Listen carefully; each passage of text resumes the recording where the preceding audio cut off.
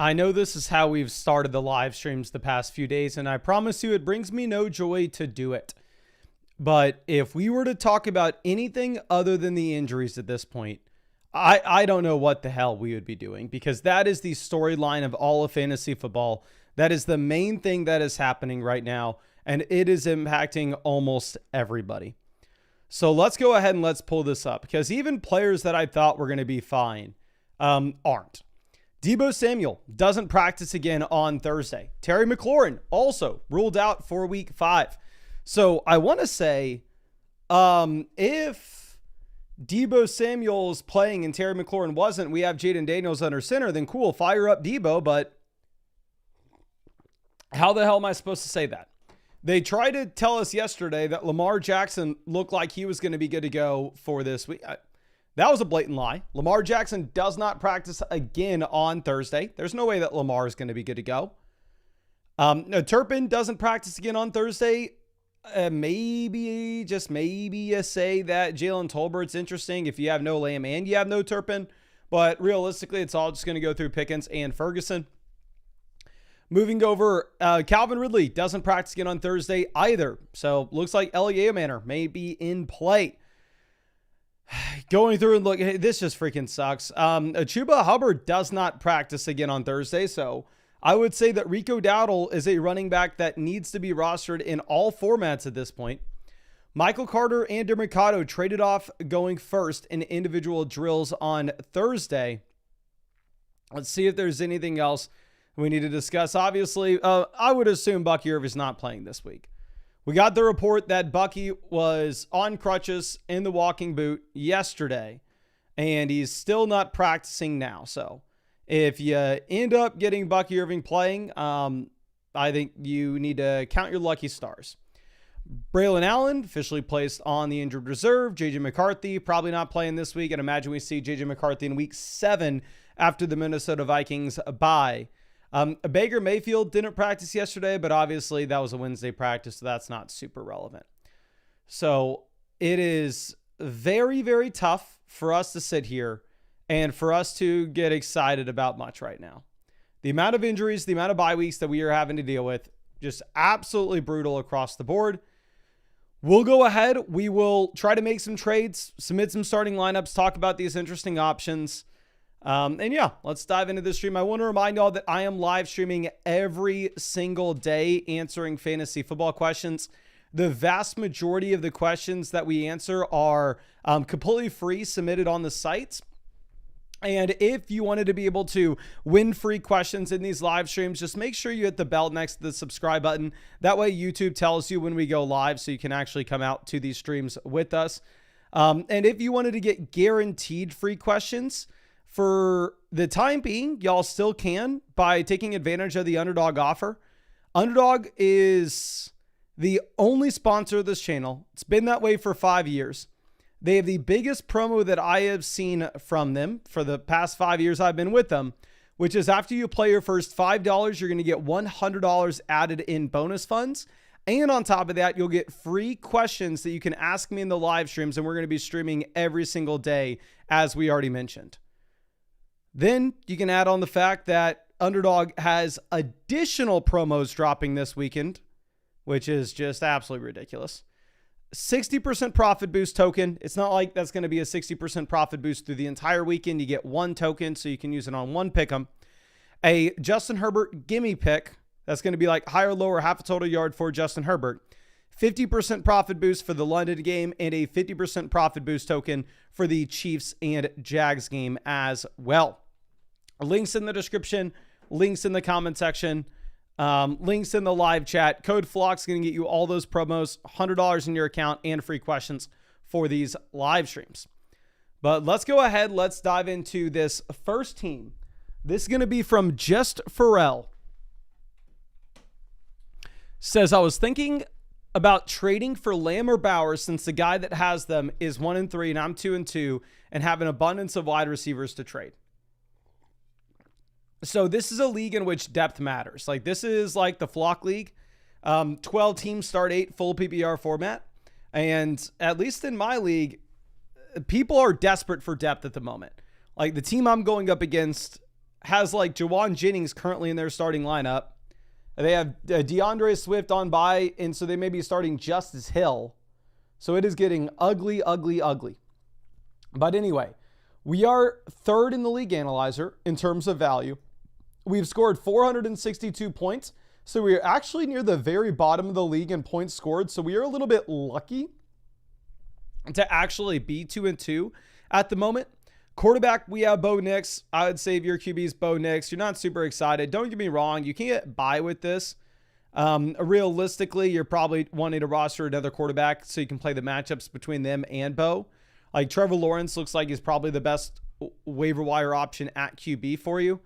But here's going to be the issue with your team. While yes, wide receiver depth matters, we don't, like, what the hell is going on? We don't have a wide receiver we could cut. We have like 10 wide receivers that are somewhat interesting. Like, let's go ahead and let's pull this up. We have Nico, Worthy, the big Q. Olave's our wide receiver 4. Keenan's our wide receiver 5. Terry's our wide receiver 6. Addison's our wide receiver 7. Golden's our wide receiver 8. And Jawan Jennings is our wide receiver 9. What is going on with this team? I will say very safely, something that we want to do today is we want to pick up Ramondre Stevenson off waivers. I know Brashad Smith's supposed to expand his role, but I would still cut Brashad Smith in favor of Ramondre Stevenson, who is currently the starting running back for the New England Patriots. And then going over and looking at potential trades, like, it's just very clear. We just have to find teams that don't have wide receiver production or have garbage options in their flex and see if we can send them a wide receiver. Like, instead of targeting the Bowers team, let's go trade for George Kittle. Look at this team here. They have George Kittle, Tucker Kraft, Darren Waller. So clearly, they're chilling at tight end. Look at what they have at wide receiver. Calvin Ridley's probably missing this week. So this week, they're starting Josh Downs as their wide receiver 1 and Darius Slayton as their wide receiver 2. Take a wide receiver and send him for George Kittle. Let's try to send Chris Olave for Kittle. Try to send Keenan Allen and Harold Fannin for Kittle. Try to send Terry McLaurin for him. Let's go over and let's look at this next team. This team has A.J. Brown, J-Mo, Diggs, Romeo Dobbs. Realistically, they could use another wide receiver. They don't necessarily have a tight end to trade us. They have some garbage tight ends, but for whatever reason, this team's rostering 4 QBs. Is there a world in which we can send them Bo Nix and Xavier Worthy to get Jalen Hurts? If so, let's do it. Going over and looking at this team, their wide receiver 1 is Marvin Harrison. Their wide receiver 2 is DJ Moore. Then they have like Travis Hunter, Khalil Shakir. They have an elite quarterback. They have an elite tight end. Is there a world in which we can send them, say, I wouldn't even mind sending Nico Collins and Harold Fannin for Trey McBride. I wouldn't mind sending Nico Collins and Bo Nix for Josh Allen. Because again, look at how many wide receivers we have on our team. So how much of a downgrade is that actually for our starting lineup? Yeah, this team that has Lamb currently is starting Jalen Waddle and Ladd McConkey, wide receiver 1, wide receiver 2. They have no running backs either. Clearly, when we have all the depth in the world, if you could send them a couple starters for CeeDee Lamb, like send them Xavier Legette and Quentin Johnston for Lamb, I mean, that would be a no-brainer if we could do that. They have Bowers as well. Send them either Legette or Quentin Johnston with Harold Fannin for Brock Bowers. That would be a no-brainer. This team is fine at wide receiver. They have Pittman wide receiver 4. This team may be a little bit questionable. Maybe they'd be willing to trade for a guy, especially because they don't have running backs that they can put in the flexes. So maybe we can try to trade for Jaden Daniels and like Xavier Worthy and Bo Nix for Daniels. This team has no Ricky Pearsall, no Brandon Ayuk. So right now, Isaiah Ford's their wide receiver 3. Could we just swap like Chris Olave for Trevion Henderson, Keenan Allen for Trevion Henderson? Give ourselves some late season upside at running back. And again, it doesn't matter. We have so many wide receivers, it's not going to affect us. So I think that there are a lot of trades on the table. I like the idea of trading for Lamb. I like the idea of trading for Bowers. Don't get me wrong, but I wouldn't want to limit you to just that. I'm going to go through and I'm going to spam offer a bunch of teams. Is there are a lot of teams in your league at this point that could use starters, and you have plenty. But I'm going to send you over some free questions just in case you have anything that you want to follow up with this team. I'd be super happy to take a look at it for you. Now, let's move this over to our next team. It's going to be from Angel Ludus. Says, second team review with you. I did some players like Allen and Hubbard for Daniels, and the second one was Kittle and Higgins for Rome. What else can we do to improve the team? Thank you. Okay, no, Josh Allen for Hubbard and Daniels. Okay, I was a little bit confused on what that first deal was. So we are currently right in the middle of this league when it comes to value, 7th in the league analyzer. But we are dead last in this league in terms of total points scored. So we're 2-2, but we're lucky to be 2-2.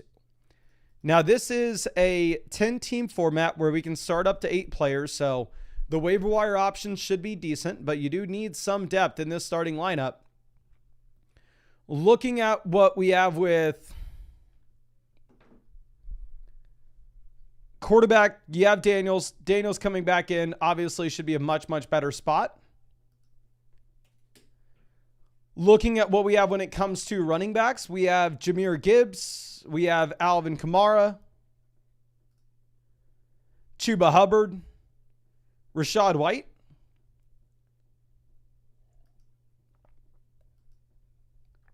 So if Rachaad White's our running back 4, we have a lot of flexibility here, just given the fact that Bucky's going to miss and Rachaad White looks like a must-start player.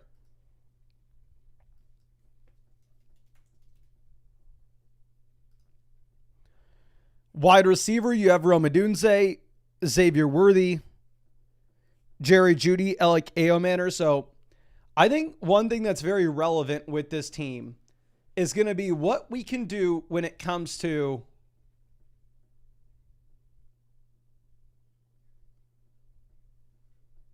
the waiver wire pivots. Because in terms of trades, I don't necessarily think that there's a lot here. Like, I think the roster is constructed just fine. It's not like this is a super easy format to exploit. So I would make some waiver wire pivots here clearly.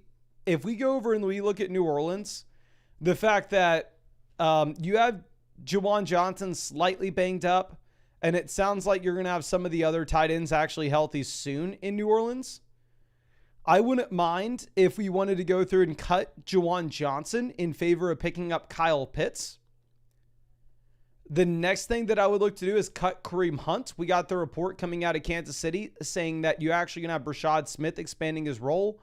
Stephon Diggs finally saw the step forward this past week, where if you look at what Diggs gave you, and maybe I'm a little bit biased here, I have Stephon Diggs in my own team, but he did play 67% of the snaps, which was a season high for him. And obviously, as he gets further removed away from that torn ACL, it makes sense that he's going to expand his role here. So if you wanted to go through and if you wanted to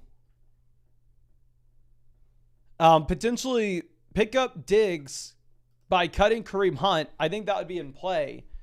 If Aaron Jones was on your injured reserve, obviously you're going to leave him there. But if he's actually taking up a roster spot, what I would look to do is I would cut Aaron Jones and pick up Baishal Tootin. But then afterwards, like, I don't necessarily know if there's anything else that's super interesting for this team. I kind of think that you want to be holding it as is. Like, if you could sell Alvin Kamara and get some great price tag for him, obviously we would. If you could sell Chuba Hubbard to get some great price tag for him, obviously we would. But it's going to just be much easier said than done. But clearly, you're not super excited about either offense for either team here.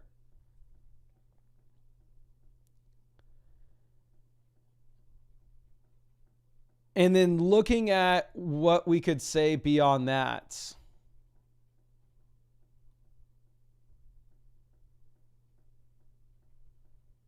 I don't necessarily think that there's anything for us. I think we probably leave this as is. Make the waiver wire pivots. I like the construction of the team.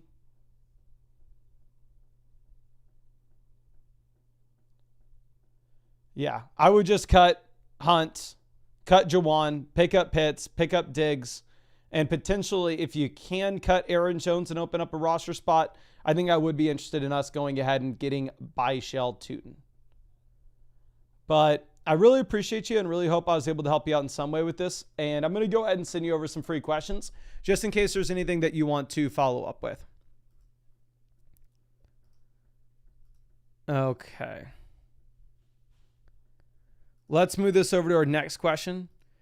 And yes, I'm sorry, and I understand that the team reviews are off. You can't purchase a team review from me at the moment. We have it where you can only submit free questions on the site just because right now we are too far backed up. I'll let you know if that changes, but most of the time on the site, it's only for people who have free question vouchers. You can get free question vouchers by a multitude of different ways. One, just dropping a like on the live stream and putting your username in the chat will enter you in to win questions every time we hit 100 likes on the stream. And then also, obviously, if you take advantage of the Underdog offer, you can as well. And it looks like Cat in the Frat says we just hit 100 likes, so it's time for us to send out free questions anyway. So if you haven't already, go down there, drop a like on this live stream, and drop your flockfantasy.com username in the chat, and we'll go ahead and send out some free questions to y'all. And I'll say, of course, if you wanted to get guaranteed free questions, you could always do so by taking advantage of the offer that we have on Underdog Fantasy, where if you go ahead and sign up to Underdog Fantasy with promo code FLOCK, you are going to be getting... Oh, and I forgot to show y'all, this is going to be in one of the videos that comes out soon. But I actually really do like Jake Ferg to have higher than 41.5 receiving yards this week. But anyway, if you sign up with code FLOCK, what you're going to get is $100 out of your account after you play your first 5. And on top of that, you'll get free questions to ask in these live streams. And we're going to be live streaming every single day until Christmas. Underdog Fantasy is available in almost every single state. And you can find the link in the description comment section. And there are some additional promos that are dropping this weekend, like a 60% profit boost token, a Justin Herbert gimme pick. That's going to be like half total yard, higher, lower, a 50% profit boost token for Sunday, and a 50% profit boost token for Monday. But let me go ahead and send out some free questions here. I need to pull up that page on the site, though.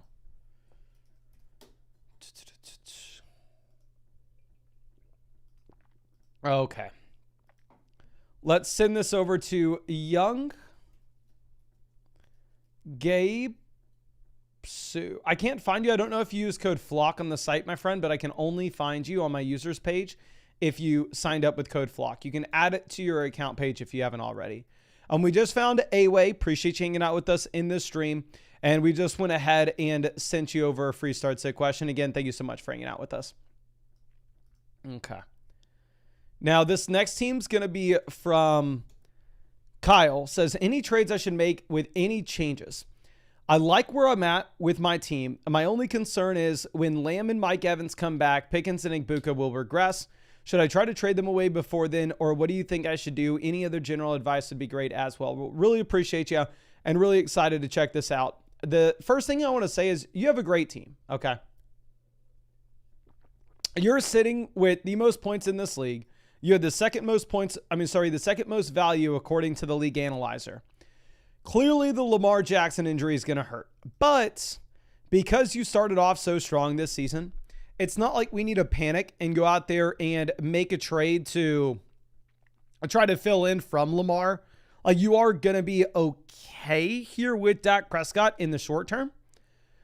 Going over and looking at what we have with running backs, we have Saquon Barkley, we have Devon Achane. So 2 locked and loaded running backs that we can just jam every single week. We have Trevion Henderson for the long-term upside. So really like to see that, especially on a team where we are dominant like this. Going over to wide receiver, we have JSN wide receiver 1. We have Pickens wide receiver 2. Igbuka wide receiver 3. Worthy wide receiver 4. It's a league in which you kind of do need the wide receiver depth because you can start up to 4 of these wide receivers here weekly. Trevion Henderson isn't like startable in the short term in one of the flexes, so we need to like have Igbuka and Worthy so we can flex them. Going over and looking at what we have at tight ends, we have Juwan Johnson, Darren Waller. So here's what I would say for sure. Cut Malik Washington. I understand the maybe upside case that you have considering the fact that the Tyreek Hill injury is going to open up additional routes, blah, blah, blah. But realistically,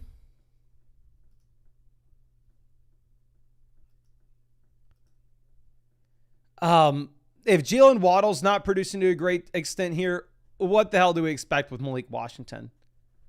This dude's never going to hit your starting lineup. So for me, I would cut Malik Washington. I would pick up somebody that I think has a little more upside. I would look at picking up either Travis Hunter or Tyler Algier. Hunter if you want a wide receiver, Algier if you want a running back.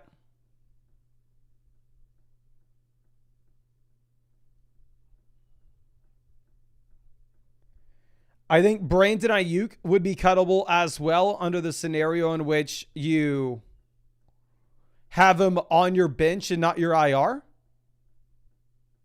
So I'd go ahead, I'd cut Brandon Ayuk and pick up Travis Hunter, cut Malik Washington, pick up Tyler Algier.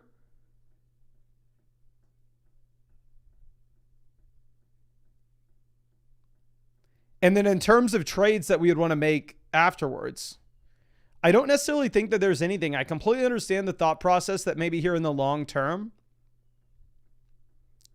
you would potentially want to go ahead and you'd potentially want to move off of like Egbuka or Pickens, given the addition of CeeDee Lamb, given the addition of Mike Evans. But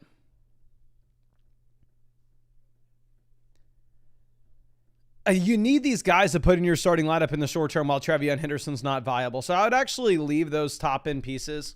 I would just make the pivots when it comes to the waiver wire. But I think you have a great team. Again, you're the number one team in this league in terms of points scored. But I really appreciate you and really hope that I was able to help you out in some way with this. And again, thank you so much for being a member of the flock, my guy. And let me send you over some free questions just in case there's anything else that you want to follow up with. Okay, let's move this over to our next question. This one's going to be K9 Rogue. Says, really trying to get Rashee Rice for some of my wide receiver depth. Do you have any thoughts? Okay. We are Bed Bath and Bijan, so we're 2-2. We are second in this league in terms of value on the roster. We're also second in this league when it comes to points scored. It's a 2 wide receiver, 1 flex format, so the depth's not going to matter much.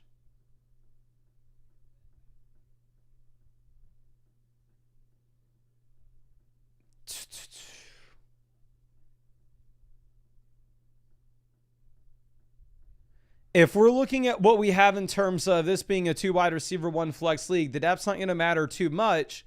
But realistically, we don't have a lot of depth to be selling for like Rashee Rice. Because realistically, right now, you have Bijan Javonte in your starting lineup at running back. We have Egbuka, A.J. Brown in at wide receiver. We have Marvin the flex. You sell any of these names for Rice, that means you're having to put T. Higgins into your flex spot, and that's with no bye weeks and no injuries. Where then at that point, when we go through the buys and when you have an injury, you may end up having to put like Romeo Doubs into a flex.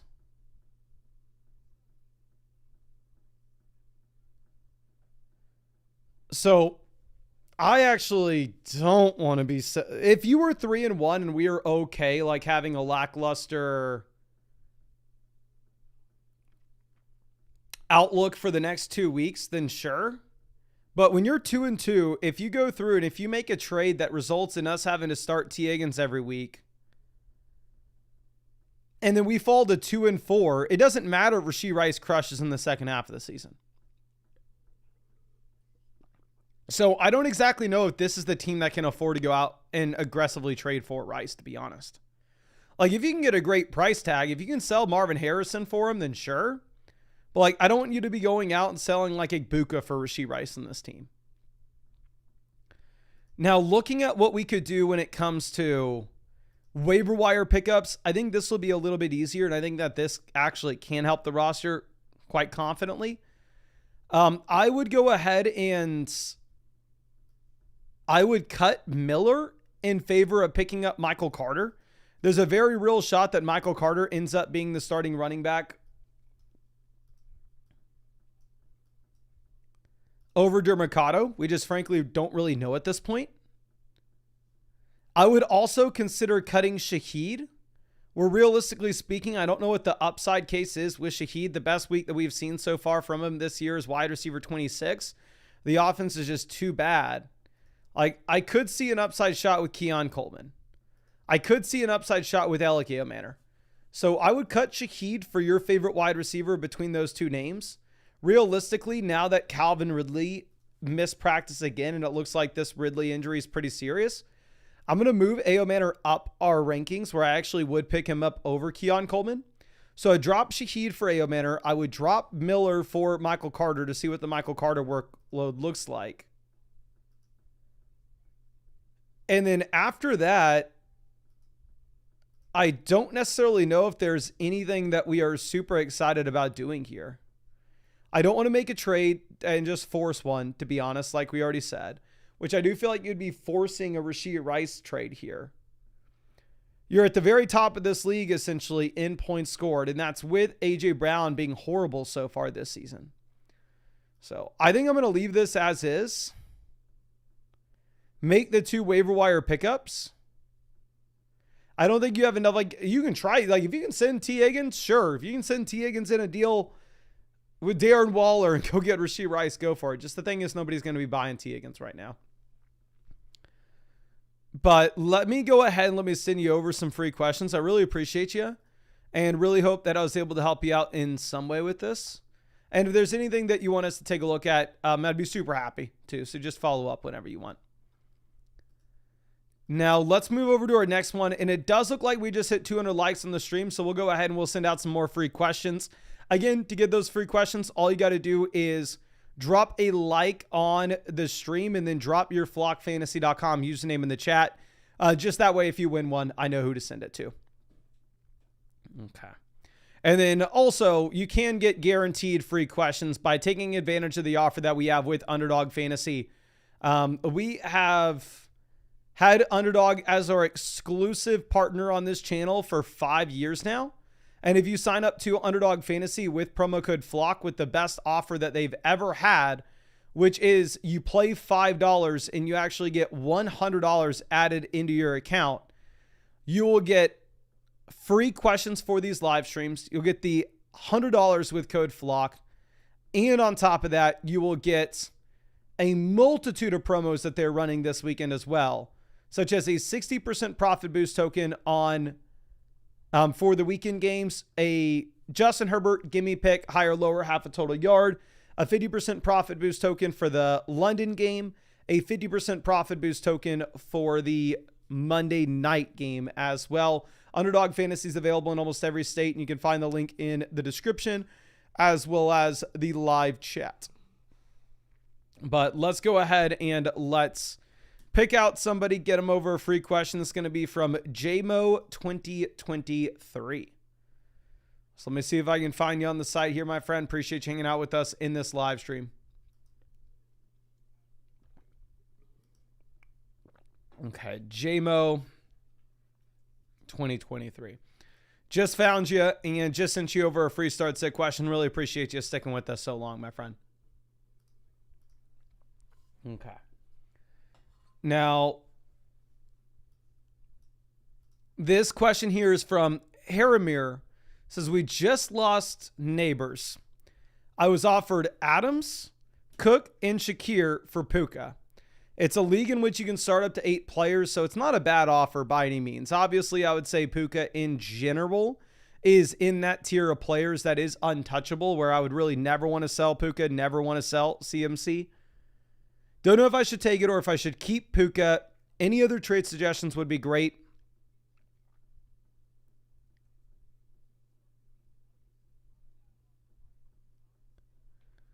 Thank you for always having great streams. I have other teams will be asking some more questions tonight. Well, I really appreciate you, my friend, and excited to check this out.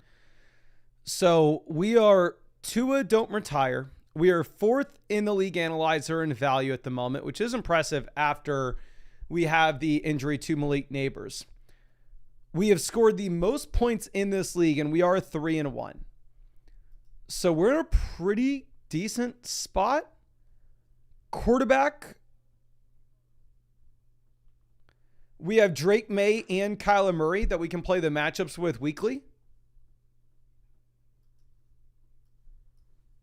So there's not much to discuss here.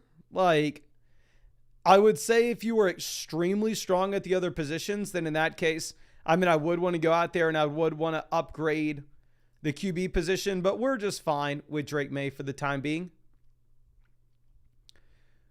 Going over and looking at what we have at running back, we have Jonathan Taylor, we have Cam Scatterbo. So we have 2 running backs that are locked and loaded starters that we can trust pretty easily. Tony Pollard, bye-week fill-in, which is nice. Dermacado looks like he has the upside to be the starting running back alongside Michael Carter in Arizona. Okay. Looking at what we have at wide receiver, we have Puka, Marv, Worthy, Godwin. It's a league in which we can start 4 wide receivers weekly, so the depth's going to matter. It's not like we are overloaded with depth, but we have enough to get by. It looks like your league mates really know what they're doing, where there aren't any quality wide receivers on the waiver wire, despite this being a 10-team league. And then tight end, we have Jake Ferg and TJ Hawk. So obviously Jake Ferg's been the tight end 1 so far this season in fantasy. He's been absolutely incredible. Now, if it looks like we need to make a trade, it would be under the context that Chris Godwin falls flat. However, I think you're going to be in an okay spot. The reason because Chris Godwin this past week, his first week in, he has 80% of the snaps and draws 10 targets. So for that reason, while obviously the Malik Neighbors injury hurts, I don't necessarily think that we should go through and we should take away our best asset which is Puka Nacua. The reason that you are so strong here, the reason we have scored more points than anybody else in this league, is you have Jonathan Taylor and you have Puka Nacua. This is going to forgive a lot of sins with the roster. So I don't think we want to make this trade yet. There is a world in which it potentially makes sense, again, if Godwin just does absolutely nothing whatsoever. But that's not the world that we're in right now. So what I would look to do is I'll look to ride it out, see if we can get by with this team, which my expectations would be we probably can. And the move that I would make, actually I'd make 2 of them. We really want to hit on somebody off the waiver wire that hopefully turns into a league-winning option. And I think the way that that could happen is we hit on a running back that an injury occurs in front of them. So looking at our waiver wire options, you have Blake Corum, you have Brian Robinson. For me, I think that it honestly would be more intriguing to go ahead and pick up Corum and Brian Robinson and drop Kayshon Boutte and Hollywood Brown. Looks like Stephon Diggs is back to being the wide receiver 1 in New England. Kayshon Boutte's had 4 receptions over the past 3 weeks. He's nothing. And then looking at Hollywood Brown, I just don't know how excited we can be knowing that Worthy's back already and we're going to get Rashee Rice back a few weeks from now. So I would cut Hollywood. I would cut Boutte. I would pick up Blake Corum and Brian Robinson just in case we see an injury to either CMC or an injury to Kyron Williams, which both are playing tonight. So honestly, we'll see that very quick. But I don't think I make any trades. I'm going to send you over some free questions just in case there's anything else that you want to follow up with. I really appreciate you and really hope that I was able to help you out in some way with this. Now, let me answer this from Quinn real quick. It says, how do I get the free questions from Underdog? Has anyone done this before? I'm sure a lot of people have done this in the chat. There have been about 1,000 people to do this over the past week. But essentially what you do is just sign up to Underdog Fantasy, use code FLOCK, make a $10 deposit, and then the following morning, Underdog will send me a list of email addresses that signed up to Underdog Fantasy, use code FLOCK, and made a $10 deposit. Then I upload those email addresses on flockfantasy.com, and any account that matches with one of those emails will get free question vouchers added into it. So if you just make sure you have an account on flockfantasy.com with the same email address as your account on Underdog Fantasy. And then the following morning, you'll get vouchers added in your account so you can send in free questions. Okay. So let's move this over to our next one. And then there are like detailed instructions, which are the same thing that I just said in the description of the videos and the live streams as well, if you forget how to do it. Now, Titan says, I drafted Ladd in rounds 3 and 4, got nuked, went from 0-2 to 2-2. Just traded Caleb and Ladd for Pickens to a QB needy team. Any other suggestions? Great trade here in a 10-team format. We are JSN we trust. Oh, yeah, we had Josh Allen and Justin Fields. Caleb Williams was a literal 0 for us. It's a 10-team league in which you only start 2 receivers in a flex. So in that setup, the depth is completely irrelevant. It does not matter at all. So we don't really care that much about like the playability of players on the bench because we could always go to the waiver wire and pick up somebody like Ja'Cory Cross-Merritt here for free. But we do care about the upside of the players that are on our bench. Starting off at QB, we have Josh Allen and we have Justin Fields. Now, I wouldn't mind at all just rostering Josh Allen as your only quarterback. I mean, I have Josh Allen on my team, and that's what I do. I don't roster a backup.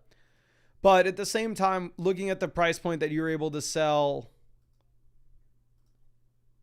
Caleb Williams for, I understand you holding on to Justin Fields and hoping that we're able to eventually sell Justin Fields in a similar type deal. Now, looking at what we have when it comes to wide receivers.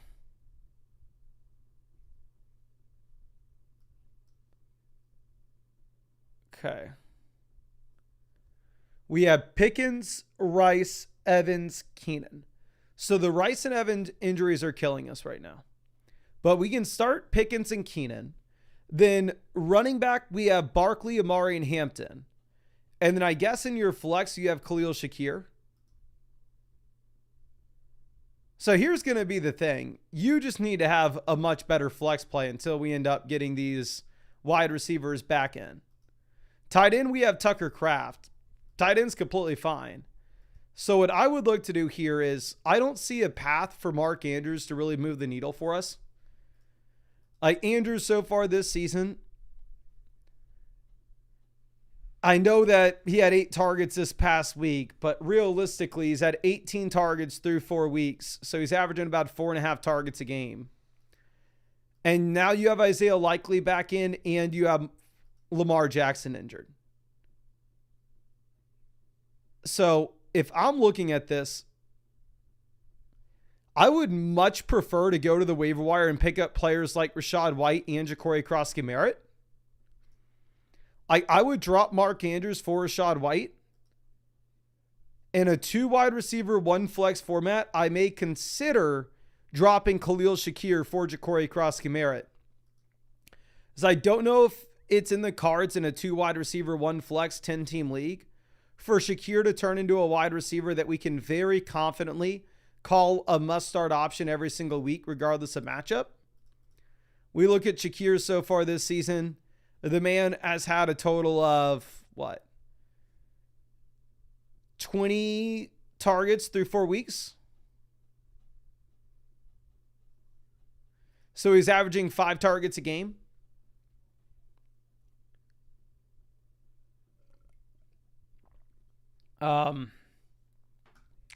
That's not something you have to do, but I do think you have to drop Mark Andrews, pick up Rachaad White. That way we can throw Rachaad White into the flex spot as we wait for Rashee Rice and Mike Evans to come back. But once you get them back, I think you're going to be just fine with this team.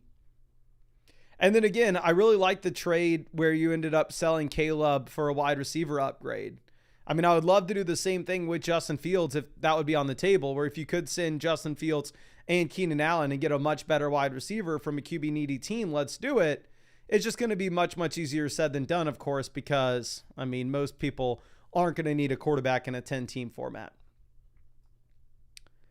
And, I completely forgot Tucker Kraft's on bye. My fault on that. So I guess you are going to have to roster the backup tight end for this week. So in that case, I would actually cut Khalil Shakir, pick up Rachaad White for this week. Or you can cut Travis Hunter. Cut one of the wide receivers, pick up Rachaad White, get somebody that we're excited to play. And then going over and looking at what we have when it comes to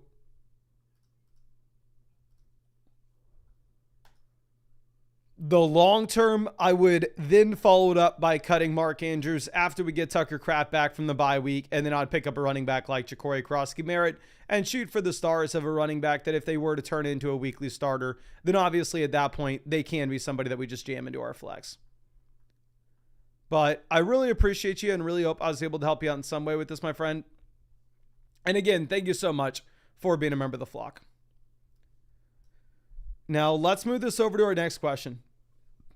And this is a dynasty team, so we're going to skip by this one. But it does look like we actually need to send out some free questions in the live chat. So let's go ahead. Let's send those out. Again, to qualify for those free questions, all you got to do is drop a like on the stream and drop your flockfantasy.com name in the chats. And Mr. Blobo says, how come I can't send in team reviews? We are too far backed up right now, so you can't purchase any questions on flockfantasy.com. You can only send something in if you have a free voucher. You can win a free voucher by winning one in the live stream, which we're obviously, you can tell the majority of these are free. We're giving them away. You can also get guaranteed free questions if you take advantage of the offer that is on Underdog Fantasy. Again, Underdog Fantasy has been the only sponsor on this channel for 5 years. This is the best offer they've ever had, which is you play your first $5 with code FLOCK, then you will get $100 added to your account. And on top of that, you'll get free questions for these live streams. And I'm going to be live streaming every single day until Christmas. And on top of that, Underdog is doing a multitude of additional promos this weekend, such as a 60% profit boost token for the games this weekend, a Justin Herbert gimme pick, higher, lower, half a total yard for Sunday, and then also a 50% profit boost token for the London game on Sunday, and a 50% profit boost token for the Jags game on Monday night. The link's in the description as well as the comment section. But let me go ahead and send out a free question to somebody that's hanging out with us in this stream. This is to Ben101. Ben101. See if I can find you. Probably gonna have to refresh this.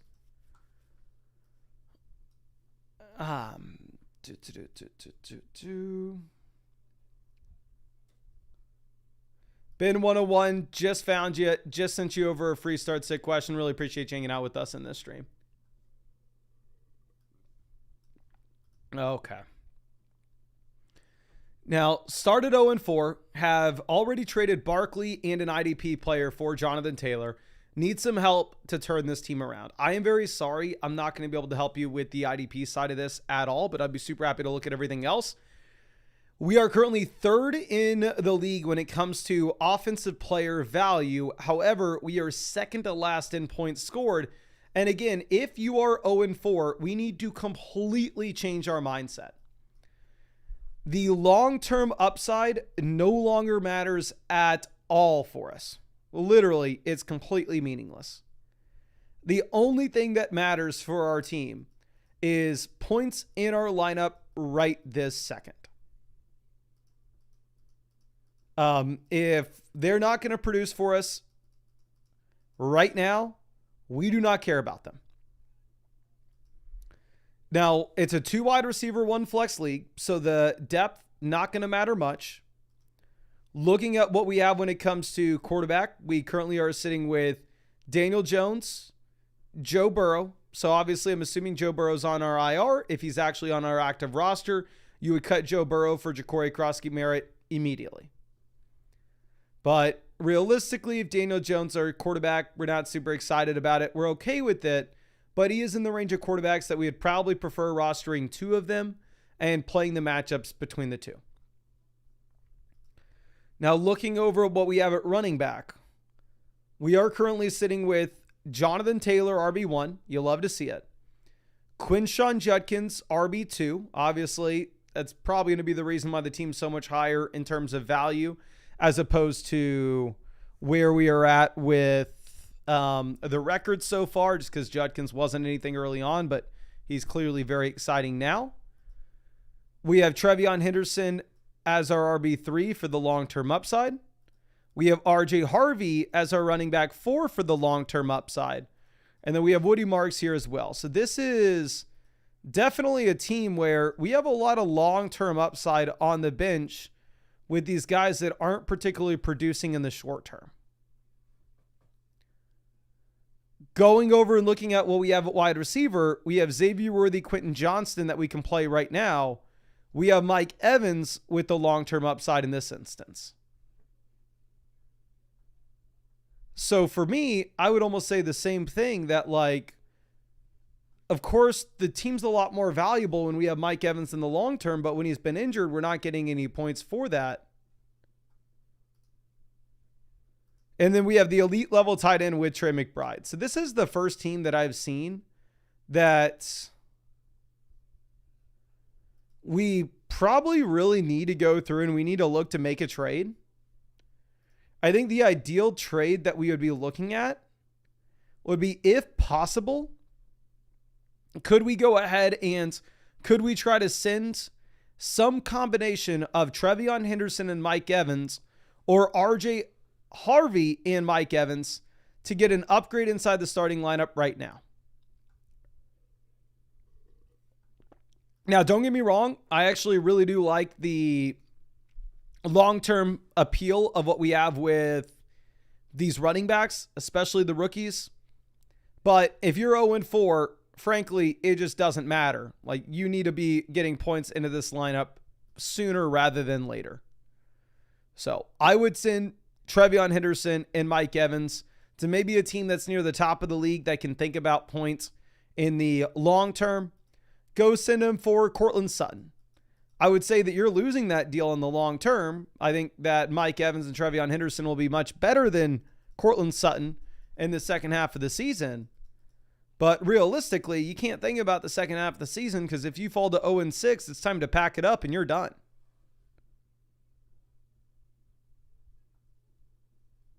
Then let me see if there's anything else that we have. I would say the same thing with RJ Harvey. Just depends what they want. Do they want RJ Harvey? Do they want Trevion Henderson? Neither running back's a player that we're excited about starting in the short term, and both players are exciting options in the long term.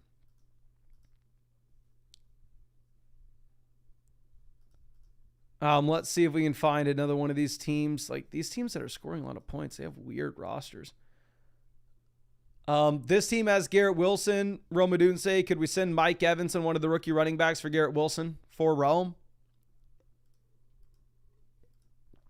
It would also be something that we'd be very excited with. But I think that's all I got for you, my friend. I really do appreciate you. And really hope that I was able to help you out in some way with this. But it looks like we just hit 400 likes on the stream, so we need to go ahead and we need to send out some more free questions in the live chat. So again, go ahead, and to qualify for those free questions, all you got to do is drop a like on this live stream and drop your flockfantasy.com username in the chat. And with that, let me stall by reminding y'all, if you are a paid member of the site, please go ahead and go down to the post button on the left-hand side, click that post button, and fill out the free merch giveaway. I ordered 2,500 hats. I'm going to be spending the next month of my life shipping these out to y'all. I'm going to beg the fiance to help me with it, but if we do not get 2,500 of y'all asking for these hats, for which I'm sending them out for free. I'm paying for the hat. I'm paying for the shipping. I'm paying for it all. And I want to send them to you. I do not want to have 2,500 hats sitting in my house for the next 3 years. So please make sure, if you are a paid member of the site, go ahead, fill out this Google form so we can make sure that we know what you want and who to send it to. But let's go ahead and let's send out a free question quickly to Dank Dolan Duck. Let me see if I can find you, my friend. Dank Dolan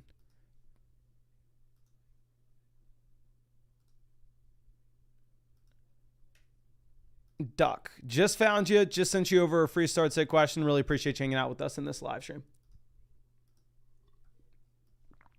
Okay. Now let's move this over to our next question. This one's going to be from H. It looks like it's Hernandez with a couple letters missing, but it says, just picked up Mercado when the news broke that Benson's out. Great pickup, my friend. We'll be excited to check this out for you. Now, this is a 14-team format, so the depth's going to be a little bit more important, while at the same time,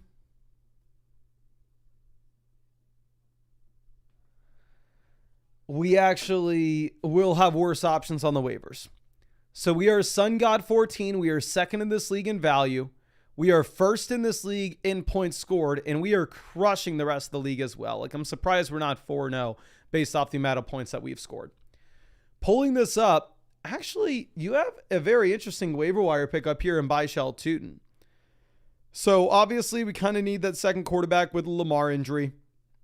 I would consider going with Lawrence over Tua, considering the injury that we have to Tyreek Hill. Tua was a very marginal play in the first place, and now with Tyreek down, I think it's going to get even worse.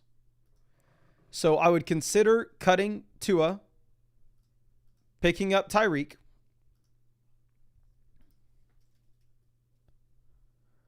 Looking at running back, we have Kenneth Walker,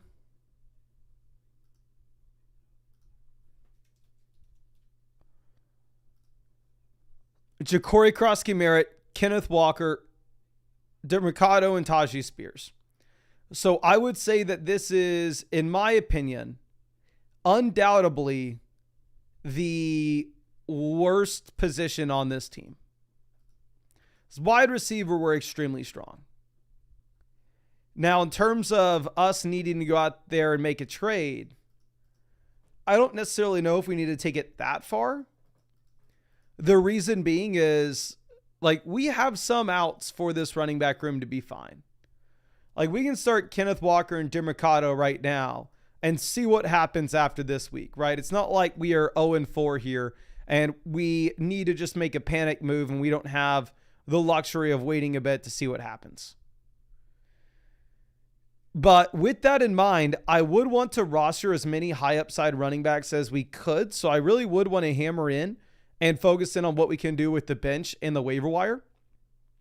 So I personally would go ahead and I would probably cut Tajee Spears if Spears isn't on your IR anymore, and instead he's taking up an active roster spot. And I would pick up Byshell Tootin.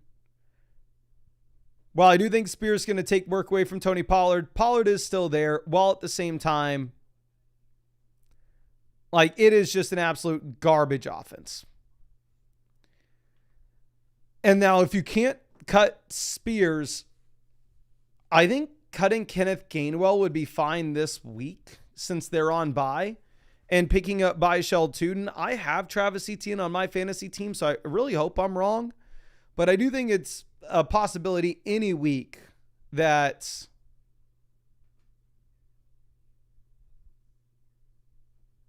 I don't know. It's a possibility that any week Byshell Tootin expands his role here in Jacksonville. So cut Lawrence, pick up Tua, cut either Spears or Gainwell and pick up Tootin. Wide receiver is phenomenal.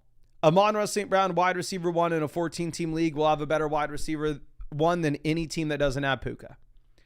George Pickens, wide receiver 2. We're probably going to have a better wide receiver 2 than any team that doesn't, any team, period, a 14-teamer. Quentin Johnston, wide receiver 3, will probably have a better wide receiver 3 than any team in a 14-team league. Absolutely love this. Looking at tight end, we have Jake Ferguson. So tight end is currently the best tight end in fantasy with the CeeDee Lamb injury. So I really love your team. I think maybe, just maybe, like if Matthew Golden breaks out and we don't get a running back breakout from our bench, then eventually we'll want to sell one of the wide receivers for an RB. But for the time being, really the only pivot that we're going to look to make will be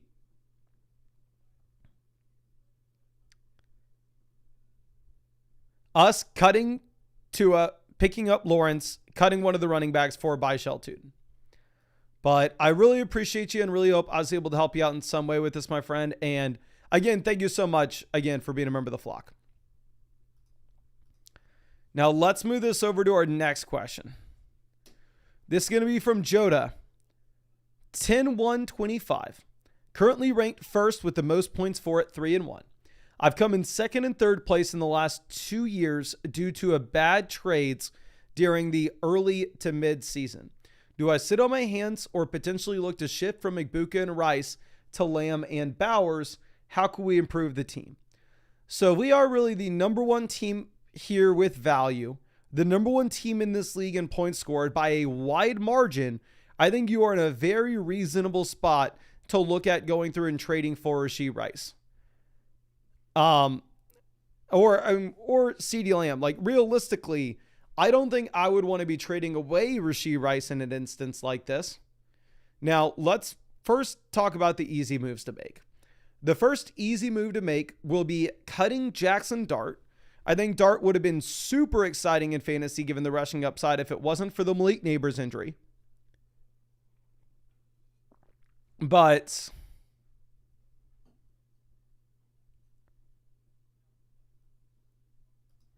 I think what we want to do is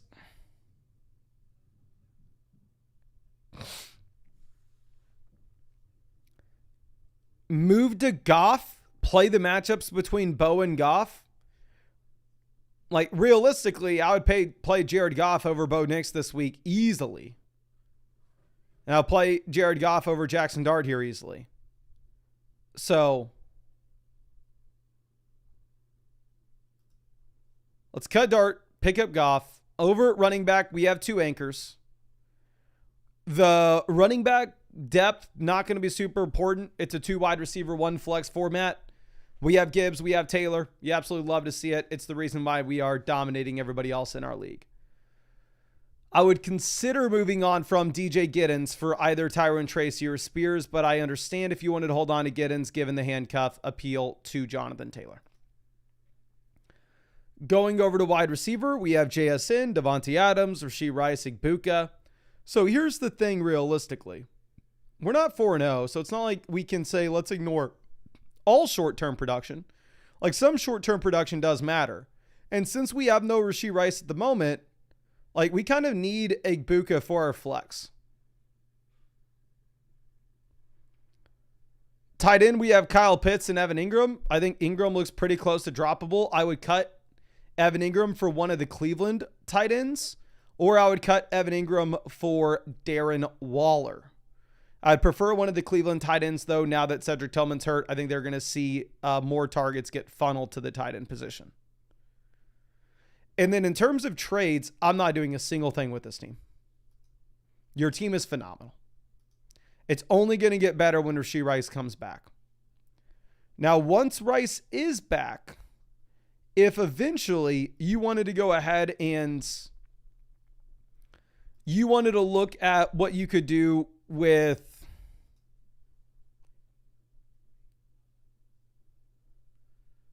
like selling a wide receiver and getting an elite tight end or an elite quarterback, then sure, let's do it.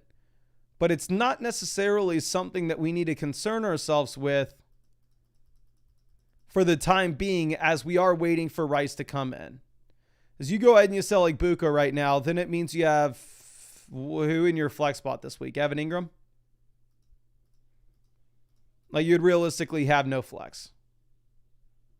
So I would sit on your hands right now when it comes to trades. I would just make the waiver wire pivots. You have the best team in your league.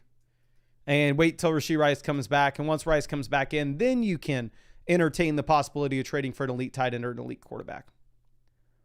But I really appreciate you and really hope I was able to help you out in some way here, my friend. Now let's move this over to Connor says, thinking I have enough receiver depth to potentially move on from Sutton or maybe Rice to upgrade at quarterback or running back. Wanted to get your professional opinion. Any help is much appreciated. Really appreciate you and excited to look at this. I will say, first thing that is baseline, we have by far and away the best team in this league, looking at the value chart. We've also scored the second most points in this league, and we are 3-1. So we're number one in the league standings and number one in the league analyzer by far. Pulling this up, I will throw in the towel, and I will say that we were wrong. I didn't think that Gainwell had it in him. I did not think that Kenneth Gainwell had the same type of upside that you were going to get from somebody like Caleb Johnson. And, after we see what happens, we can very quickly and very confidently say, you know what? I was wrong. Let's go ahead. Let's take our L and move on. So, cut Caleb Johnson, pick up Kenneth Gainwell. Now, quarterback, we have Drake May, Justin Fields to play the matchups with. Absolutely love to see it. I will say that you probably are in a spot in which it makes sense if you wanted to go through and if you wanted to play Justin Fields this week. And then in the long term, look at Drake May. Justin Fields this week's going to be your play because it is a phenomenal matchup that he has going up against the Dallas Cowboys. Now, going over and looking at what we have at running back. We're currently sitting with Ashton Jeanty, Jordan Mason, RB1, RB2. So Jordan Mason, very strong play in the short term, and we have RJ Harvey as the play in the long term. And we have Rachaad White also potentially as that short-term stud with the context of this being a prime setup for him with no Bucky Irving. So love our running back room. It's a league in which you only start 2 receivers in a flex. So wide receiver, we're starting Puka Nacua, JSN. Better wide receiver 1 than anybody in your league and better wide receiver 2 than anybody in your league. We have Cortland Sutton in the flex in the short term. We have Rashee Rice in the flex in the long term. So what I would look to do in this instance is I would probably go ahead and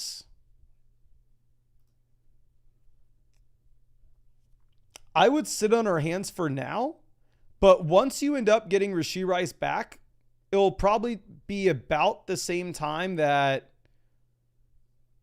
you're actually going to be able to see Chris Godwin as a viable play. So if we have both of them as viable plays, then at that point, we'll probably want to go ahead and we'll probably want to sell a wide receiver to get to an elite QB.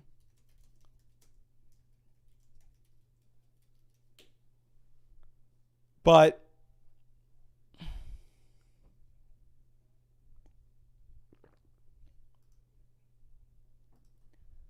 trying to think if there's anything else that we could realistically say with this.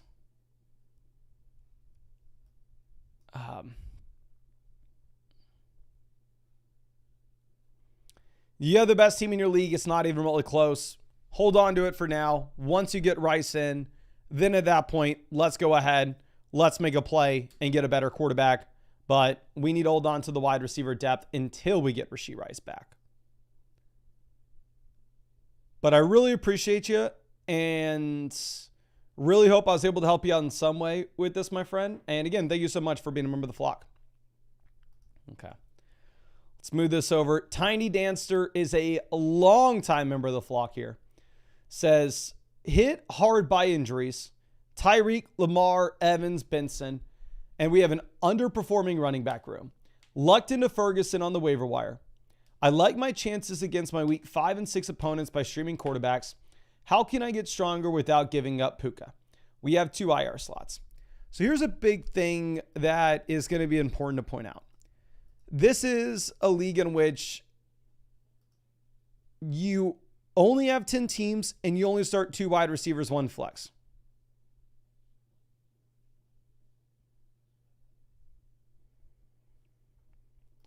We are Nakua Matata, so it is incredibly impressive that we are still 5th in this league in value despite all the injuries.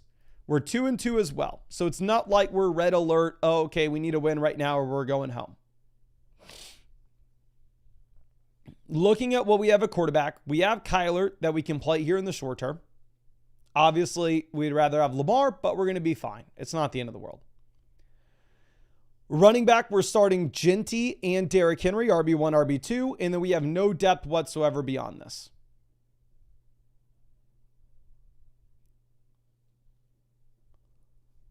Looking at available waiver wire options at the running back position, for me, I would consider cutting Tajee Spears for Byshell Tootin, just given the talent of the respective running backs, and at the same time,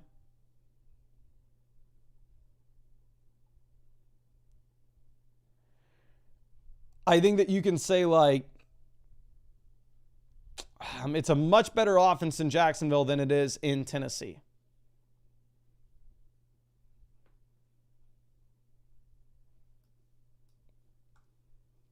So cut Spears for Tootin. I know you said you had 2 IR slots. I don't know if Spears is still in one of those or if we had to activate him based off the fact that he is designated to return. Running back, we have Puka, Jacoby, and at wide receiver. Our flex spot this week's probably Wan'Dale Robinson, which does feel gross. You do have Alec Eomanor as a potential out. It seems like Calvin Ridley's injury is pretty serious and Ridley is going to miss. So you could potentially come through and say, like, yeah, let's cut Wan'Dale and let's pick up Eomanor. But it is up to you in that instance. And then tight end, we have Jake Ferg, Mark Andrews. I'd for sure cut Mark Andrews for Hunter Henry at this point. But in terms of what we want to do with the team, you do not need to sell Puka. If this is what we would have, if this was a league in which you started 8 or 9 players, like if it was a league in which you had to start 2 flexes, then yes, 100% we would have to sell Puka Nacua and we'd have to down tier, get an extra running back and get an extra wide receiver. But because this is a league instead where you actually only start 2 receivers in a flex. We have Genty, Henry, Puka, Jacoby, Wan'Dale, Ferg, Kyler in the starting lineup. We're 2-2. We can actually afford to just kind of sit here, play the waiver wire, and wait till we get the injured players back in. But I really appreciate you and really hope I was able to help you out in some way with this, my friend. And yeah, again, thank you so much for sticking with us so long. I know you've been with us forever. And yeah, I don't think you should panic too much. Obviously, those injuries absolutely suck, but it does seem like we are going to be okay. Now, let's move over and let's answer some of the quick questions. These are going to be the start, sit, and the trade questions. Then we'll get back over to the team reviews.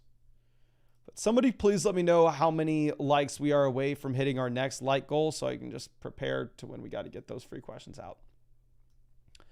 Now, Fadi trading Hampton and JSN for Bijan. This is a 10-team league.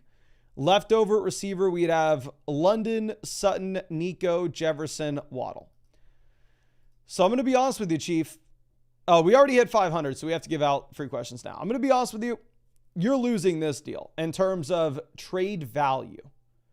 Like the value side is Amari and Hampton and JSN over Bijan Robinson. But with how strong you are,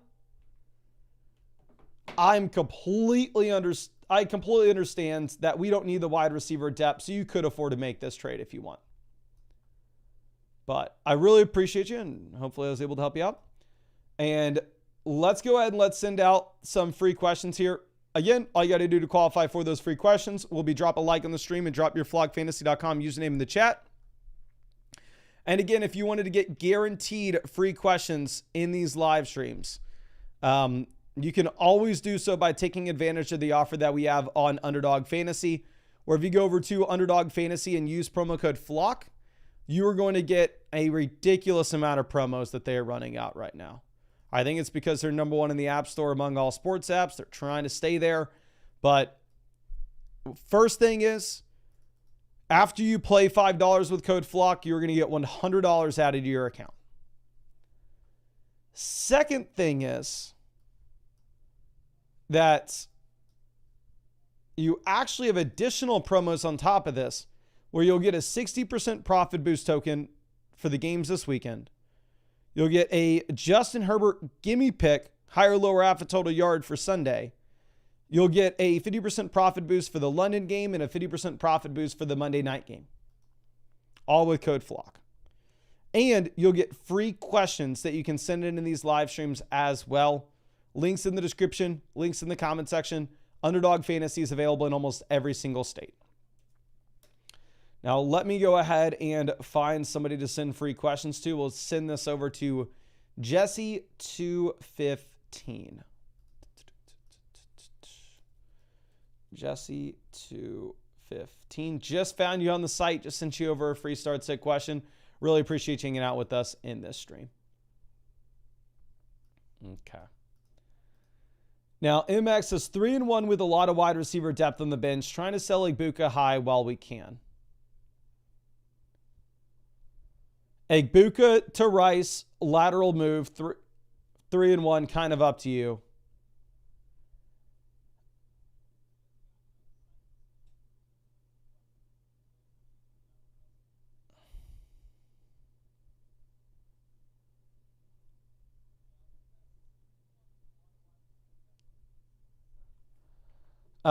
Hampton and Smith to Kyron and London. Probably prefer the London and Kyron side. So if you're 3-1, I'm okay doing this. I will say that most people in the chat, however, would probably say the Igbuka side wins, because obviously that is the side that is crushing right now. And it is going to look like you're going to lose this trade in the short term, to be honest. Okay. Now let's move over to our next question. This one is going to be from S. Russ Bus. Trading Dermacado, Jordan Mason, Justin Jefferson for Gibbs and Ricky Pearsall. Jefferson to Gibbs, clear upgrade. Mason to Pearsall, downgrade in my mind. Dermacado as well. Looking at what we'd have left over receiver, we have enough wide receiver production, though, where I think you can afford to get the best player in this deal. You can afford to go out there and get Jahmyr Gibbs. Okay.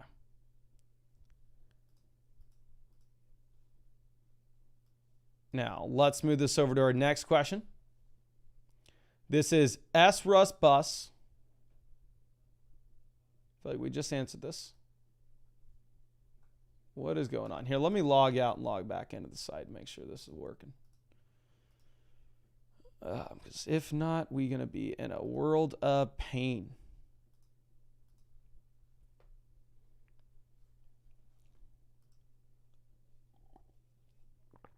Oh my gosh, I'm just sitting here chugging water. I'm so dehydrated.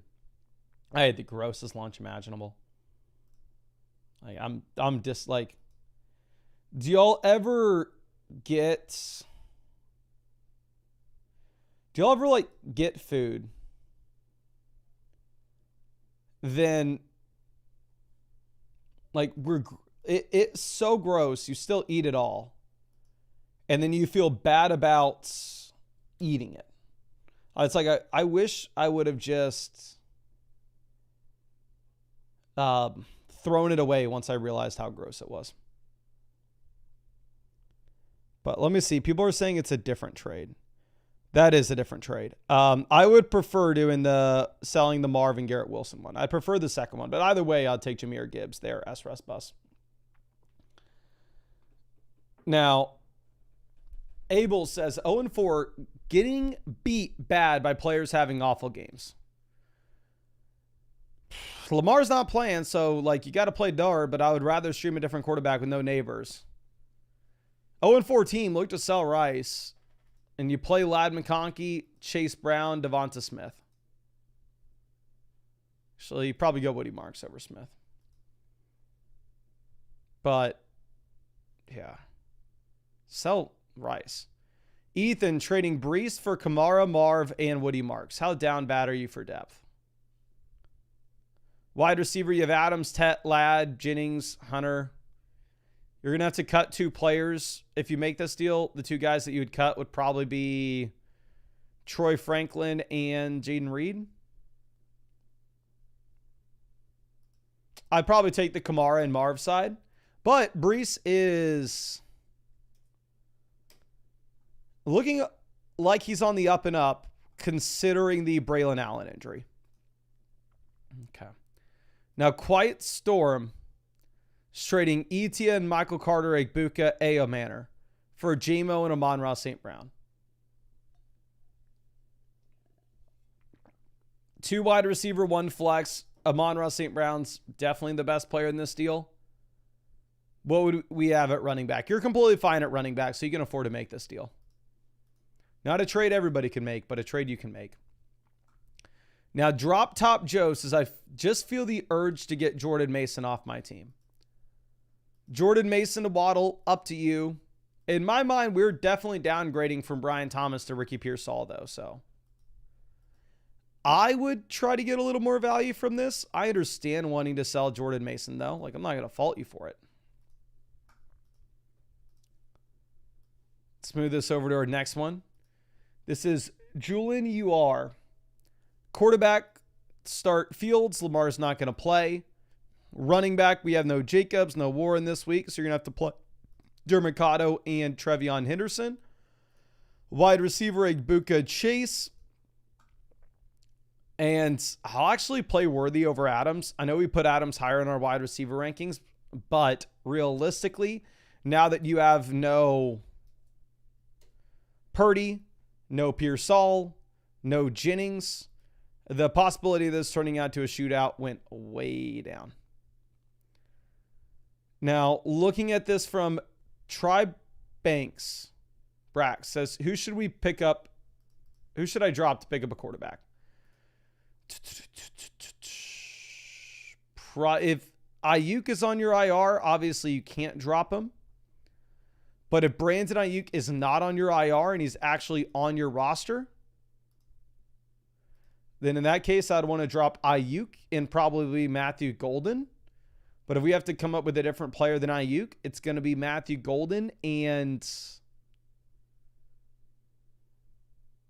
Trey Benson if he's not on your IR. But if Trey Benson's on your IR, then Matthew Golden and your call between Addison and Woody Marks. In terms of who we're putting the flex spots, we're going to go with Jordan Mason and Rashad White, assuming Bucky doesn't play. Now, Bitter Hornet for the flex. You play Chase Brown here. Should get a decent little bounce back from the Bengals offense. So not great, don't get me wrong, but I think you'll get a little bounce back. But Jalen, I'm going to send you over a free trade question. It looks like you didn't fill this out, whatever you sent me. So you can resubmit. Blackfire 2K20 sending Bo Nix, Josh Jacobs for Herbert, Scat, Rashad White, George Kittle. How much do you need the depth? Right now we're starting like Judkins and Michael Carter at RB. Wide receiver, you have the. So here's the thing. Most people, I'd say you want the Bo Nix and Josh Jacobs side. Because you're playing in a deep start 9 format, I'm okay with you going with the package of the multiple players. But obviously, this is more so league specific to you. I don't necessarily think I would tell everybody to do that. Now, our next question is going to be from D. Taylor. It's trading Gibbs for Brees, Rome, and Warren. Wide receiver, we have Pickens, Wilson. That's about it. Running back, we have no RB2. So 90% of people, I'd say you would want Jahmyr Gibbs. But for your team specifically, I completely understand you wanted to go through and just get the package. Now, it's Sacred coming through. For the flex, I'm going to take Woody Marks over the Arizona guys, essentially, where I think Dermicado is probably going to be split in the backfield with Michael Carter. But realistically, I don't know what that workload is going to look like, so I'd rather just wait and see it before we got to do something. Now, looking at Negatron.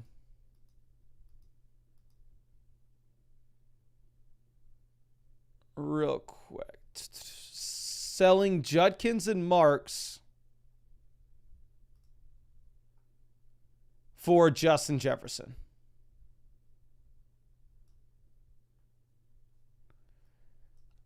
I would say in a 10-team, 2 wide receiver, 1 flex, like for sure we want to do this, unless like you'd be just screwed over at running back afterwards.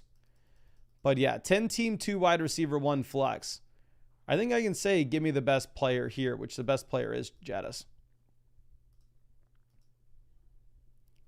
Now, Angel Ludus trading Sharps for Brian Thomas. Doesn't matter if this is a dynasty or a redraft team, you'd rather have Brian Thomas with a healthy Kenneth Walker. Now, JC811 is trading Pittman for Trevion Henderson.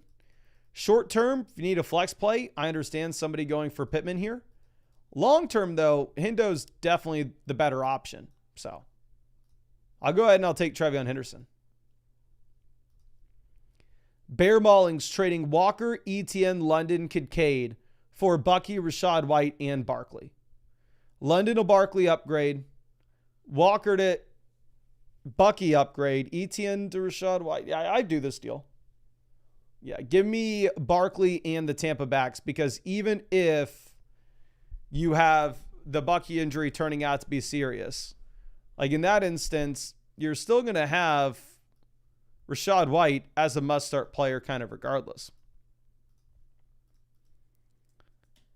Now, Aaron trading Pearsall for Brock Bowers. It's going to be Brock Bowers and not even remotely close, especially after the injury to Ricky Pearsall. S. Russ Bus trading Jordan Mason, Garrett Wilson, Marvin Harrison for Gibbs and Pearsall. I think we looked at this previously. Which what I would probably do here is I'd probably take the Gibbs and Pearsall side if we can afford to just sell the depth and get the absolute stud. Okay. Now, Matt Wu trading Montgomery and Garrett Wilson for Etienne and Myers. I think we're downgrading at wide receiver to upgrade at running back. I would say Garrett Wilson's probably the best player in this deal. You are pretty down bad at RBs, so I understand you doing this, but for me, I would probably rather have Garrett Wilson, all else being equal. Now, the Burt says currently 3-1, open to other suggestions with running. And nope, you just take this. Like, CMC and Puka Nacua are the 2 untouchables this year. Almost any trade where you get one of those players is a good trade. So if you could send JSN, T. Higgins, and RJ Harvey for CMC, we do it. Now, Phil, Sutton is an auto start. We have no Rome. We have no London. So Myers will be our other play. And then for the flex, you go Brees in a phenomenal matchup here. I already know Brees is going to be much higher in our rankings when we go ahead and update them later tonight, which y'all see that video tomorrow, than he was initially, because now that you have no Braylon Allen and it's a phenomenal matchup against Dallas, I want to get in Brees absolutely everywhere we can. We're going to check out Phil's other team here. We got 2 running backs. We have no Bijan. Hubbard didn't practice today, so I think you go Judkins and Rashad White. Wide receiver, give me JSN. And then for the flex, even if he plays, I'll probably go with Worthy over Hubbard, and I'd go Worthy over the big Q, because you still don't have Rice. So as we're waiting here for no Rice, I think you probably have to call Xavier Worthy a must-start name every week.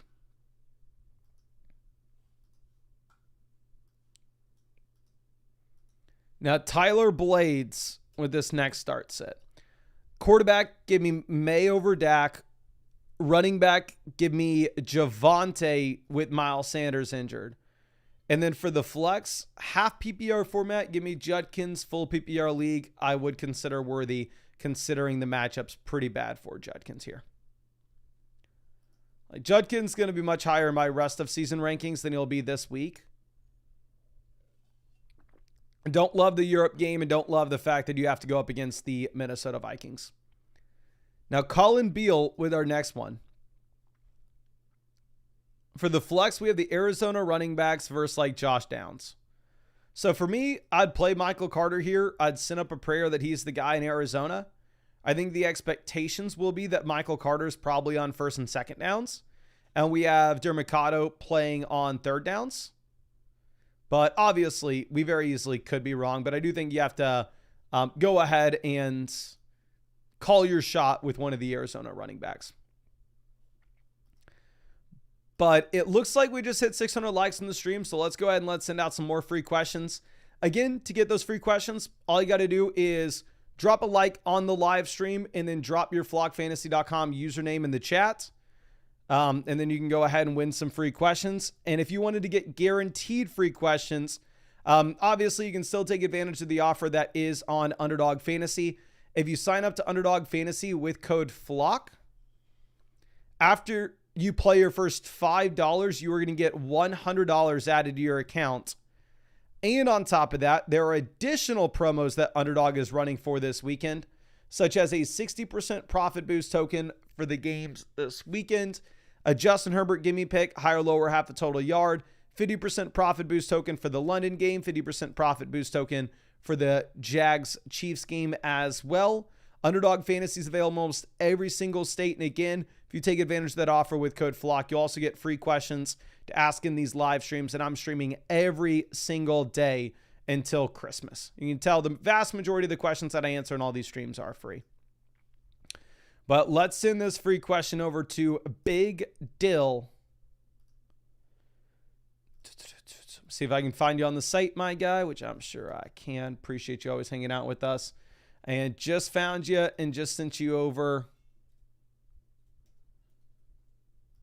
that free start sit question. Again, thank you so much for hanging out with us in the stream. Okay. Now let's move this to our next one. It's KH. Running back, start Kamara, Kenneth Walker. Wide receiver, we're going to go with the combo of Tets and I guess Brian Thomas. And then for the flex, plan A is Chuba Hubbard. If Hubbard doesn't play, I'm sorry, we have Rico Dowdle. Plan A is Rico Dowdle if Hubbard doesn't play. Plan B is Alec Aomanor if Hubbard does play. Now, Jay Garza trading Etienne and Brian Thomas for Jamar Chase. I don't know if we have enough running back depth to make this deal post Trey Benson injury. So post Trey Benson injury, I'd probably hold on to the Etienne and Brian Thomas side. If you could get a depth running back piece in return, I think we would look at it. Okay.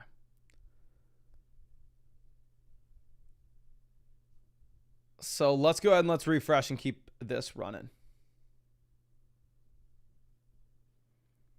Okay. Now this is Big Boy Jimmy Johns.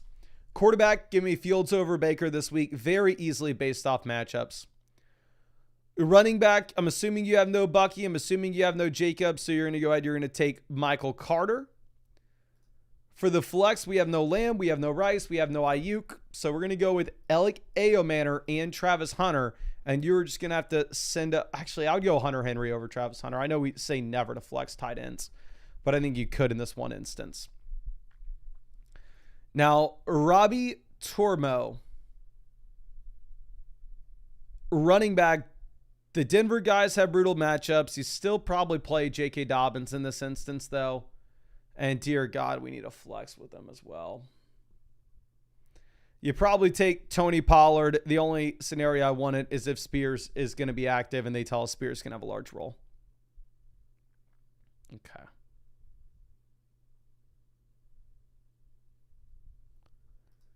Let's move this over to our next question.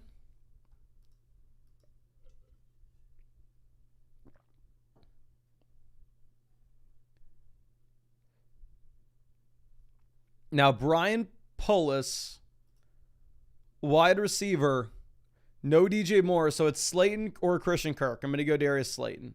And then for the flex, you play Michael Carter and you send up a prayer that he is actually the guy. And then you play Harold Fannin over Mark Andrews. No Lamar Jackson. I have no interest in Mark Andrews in a bad Baltimore Ravens offense, especially with Isaiah likely playing. Now, next one's going to be from Lucas, where we are trading Javonte, Ja'Cory Krosky-Merritt, Terry McLaurin, and Igbuka for Jonathan Taylor, Woody Marks, and Jerry Jeudy. It's a 2 wide receiver, 1 flex format. Main question is, what are we going to have left over at receiver?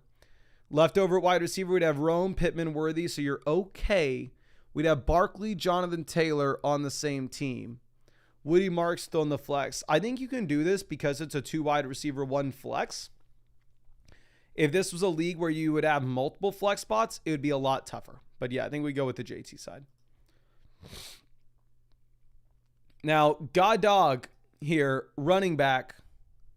No Benson, no Allen. So it's Dermicado, Blake Corum, or Harvey. We're going to go Dermicado and send up a prayer that he's the guy. But again, I think it's going to be a split backfield with Michael Carter. Now, Mickey with our next one. Okay. Running back, give me Rashad White here with no Bucky Irving. And then wide receiver, I'm going to go with Godwin over Wan'Dale Robinson. I understand that Wan'Dale looks to be in a good spot with no Malik Neighbors, but Chris Godwin played 80% of the snaps this past week and had 10 targets as well. So I think Godwin's actually in a much better spot to play him this week than he was a week ago. Now, Schmunk with our next one. Okay.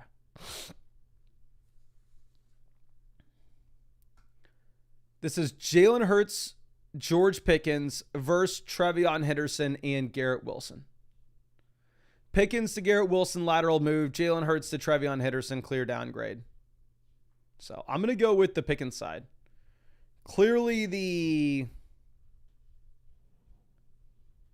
upside case that we have with Trevion Henderson is extremely nice. But with that being said, we really haven't seen anything from him this year that makes us excited to put him in our lineup. Like, I feel like you're paying his ceiling cost there. Hudson trading Barkley and Njoku for Kyron, the Big Q, and Ja'Cory Krosky-Merritt. Gut reaction is Barkley, but how desperate are we at wide receiver? Not that I know we're desperate this week, but long term, I think we're kind of fine. So I would keep Saquon Barkley in this instance, to be honest. Okay. Now CJ2K trading Marks and Sutton for JSN. 14-team format makes this a little bit tougher, but you are absolutely loaded. You have been crushing it. So because you are so strong at running back, I think you can make this move. Okay.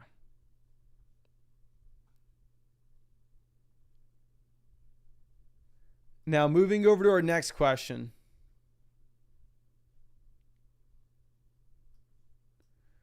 Trading Jordan Mason for Jacoby Myers. 12-team PPR start 8 format, so the depth matters.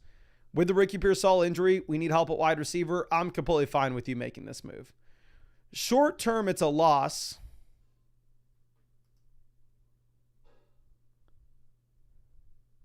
Because realistically, in the short term, Jordan Mason's going to be still an absolute jam until you get Aaron Jones back.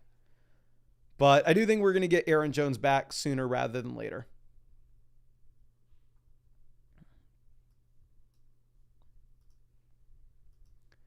Now, mushy with our next trade. This is Lamar Devontae Adams versus Daniels, Kyron, Blake Corum. Lamar to Daniels upgrade, Adams to the running backs upgrade as well. I'm going to take the Daniels side. Like, realistically, Lamar with the hamstring versus Jaden Daniels back and playing. Like, I would rather have Jaden Daniels.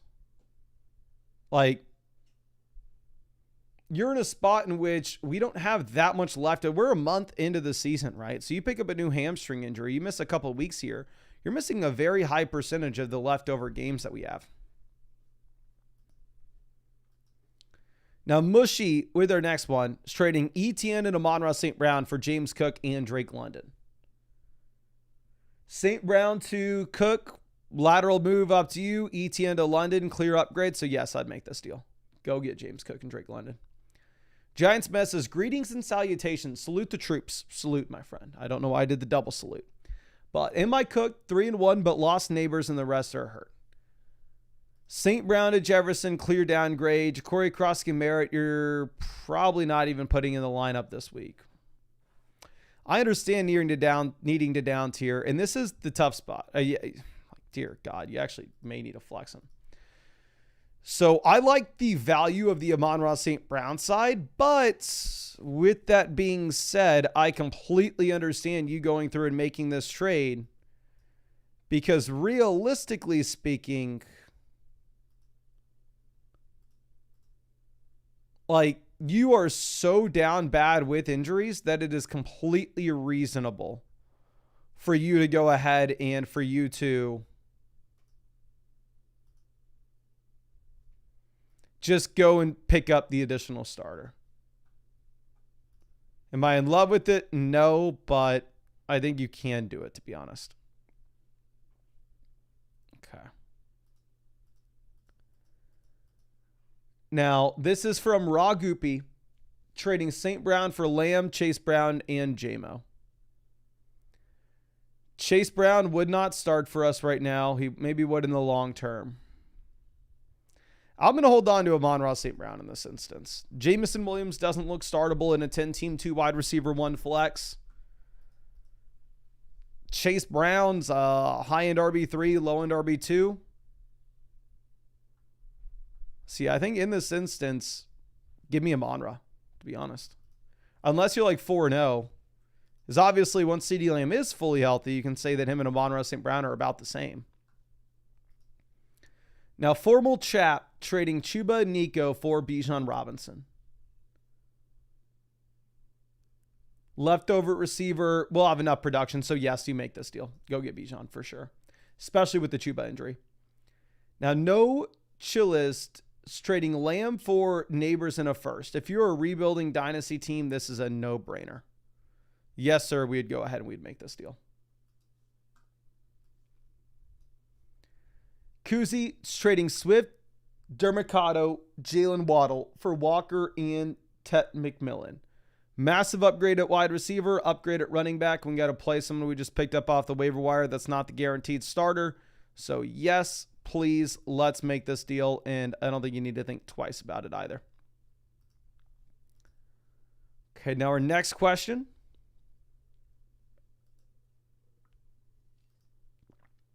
Is going to be from D-Bay.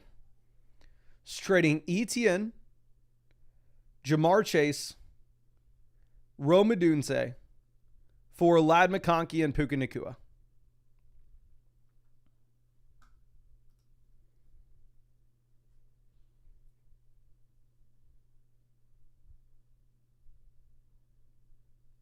Etienne to Ladd downgrade, Jamar and Rome to Puka. Give me Puka easily. What do you have left over at running back? We'd have the Tampa starter, Genty, and that's about it. Because this is a 10-team, 2 wide receiver, 1 flex, and I do want to classify Puka Nacua as an untouchable, yes, I think you can make this deal. Is it the most exciting? Is it the best? Hell to the no. But it is reasonable for you to go out here and make this.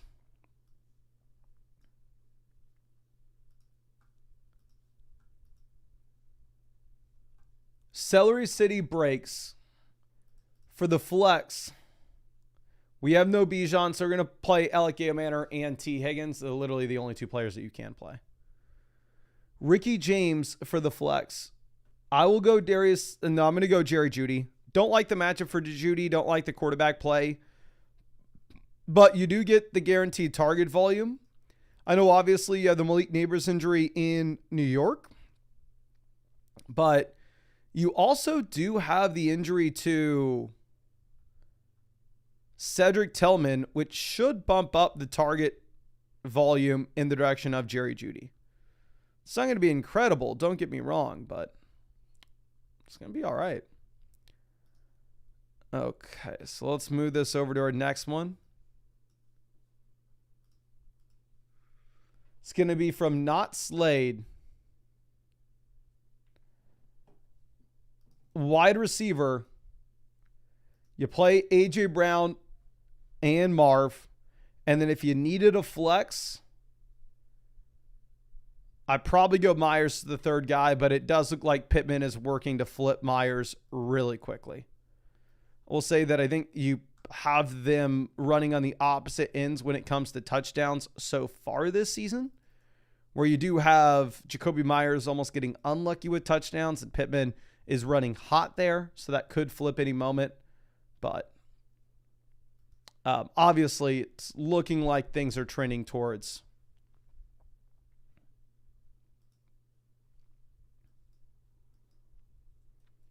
Pittman being the play over Myers. Okay. Let's move this over. Our next question is going to be from Erod. It's trading Chase for Metcalf and ETN. I literally offered in my own league with my own team Travis Etienne and DK Metcalf for Jamar Chase. I would rather have Jamar Chase in this instance, especially in a 10-teamer. In a 12-team format, maybe it's a little bit tougher. But while, of course, and we talked about this as soon as Burrow went down, you want to say that you're in a spot in which the Bengals offense projects, and we showed this with the projections the first week that we had Jake Browning, as if anything, it feels like we completely flip from one end of the spectrum on Jamar Chase to the other end, where we were having to say like, hey, just for the record, let's make sure we're all on the same page. Jake Browning's horrible. Because remember, people thought Jamar Chase was going to be okay because we had Jake Browning for the majority of week 2 and Jamar Chase scored 36 points. It's like, look at the sportsbook projections. They have the Bengals falling from what typically is a top 5 offense with the projections to a bottom 5 offense now. But if anything, I feel like people have gone too far in the other direction now where they hate the Bengals too much. So I would go ahead. I would hold on to Jamar in this instance myself. Okay, the dog's about to go nuts. My family's here. It's okay. It's okay. All right. Now, ski louch with our next one. Wide receiver, Godwin's definitely more appealing than he was last week. Again, the man had 80% of the snaps, and at the same time, he had 10 targets, but I'd still play Ladd over him. I'd still play Keenan over him. I think those are the two guys that we are running with here, wide receiver in the flex. And then we can wait to see the actual production from Godwin before we get him in over those caliber players. Now, Gonvita, quarterback, I'm going to go Jared Goff here over Dak and Daniel Jones. The Lions project to be the highest scoring offense in the league this week. And then down in the flex, I'm very easily going to be playing A.J. Brown now that Deebo Samuel is banged up. Yeah, I'll play A.J. Brown even over Deebo Samuel if Deebo's good to go this week. Now, Daryl trading the Tennessee backs for RJ and Xavier Worthy. I would very, very easily want the RJ and Xavier Worthy side, not even remotely close. Okay. So let's move this over to our next one. This is going to be It's Chavez. Let me see if we should actually keep running with the quick questions or how many team reviews I have left.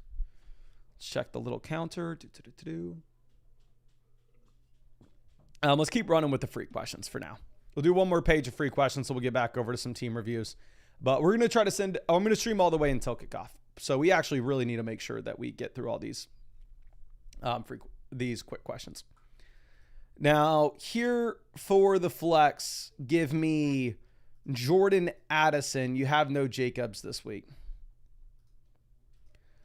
Now, Enix says probably the 114, trying to add A.J. Brown for Garrett Wilson. Thank you very much. Thank you.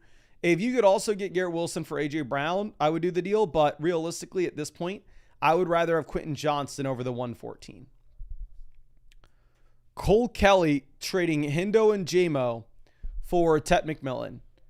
10 team, 2 wide receiver, 1 flex. That's how it's filled out. I don't know if that's true, but if it is, I'm going to go ahead. I'm going to take the best player in this deal. Obviously, assuming that we aren't going to be desperate for running back help. So, yeah, I think you can go with Tet. Now, M. Mose for the flex, we have Michael Carter or Khalil Shakir. Full PPR format, I think you can go with Shakir and just get an assessment of what is going to be the split in Arizona. But I wouldn't fault you at all if you wanted to go Carter. I think it's close. So Shakir is averaging like 5 targets a game. That Morris kid trading Kamara, Achane, Pittman for Bijan and Woody Marks. So Kamara to Woody Marks, downgrade. Achane to Bijan, upgrade. We're paying Pittman to get it done. We only have 3 wide receivers on the roster, and one of them's hurt. So honestly, I'd rather have the Achane side here. Slitty, quarterback. We're going to go Bo Nix over Geno. Hate the matchup for Bo Nix this week, though. A running back, give me Kenneth Walker, Michael Carter. And then for the flexes, we're going to go Jacoby Myers. We have no Evans. We have no London. We even have no Burden. We have no Warren. I think you go Sharps. If you wanted to go Kendrick Bourne, I'm not going to fault you for it. Like, obviously, the San Francisco 49ers have no wide receivers at all right now. But also, the Niners project to be one of the worst offenses in the league this week. So, like, I don't know. Like, it's not like a spot where, hey, somebody has to produce here. It's like, oh, no. I mean, you could just have them disappointing across the board. Now, Evie Freeman, running back. We have no Bucky. I probably will go Hendo here, even if we don't love it. And then for the flexes, you go Marv and Olave. I play Olave over Flowers with no Lamar. Olave is used to being in a garbage offense. Flowers hasn't had to live that world yet, or at least not this season. Now, Chris with our next one. Running back, I'm going to go Michael Carter over Miller and Chubb. Wide receiver, give me the combo of Darius Slayton, Josh Downs. Your team is disgusting. We're going to go Jalen Tolbert in 1 flex. Turpin's not practicing, and obviously you have no Lamb as well. Then for that other flex,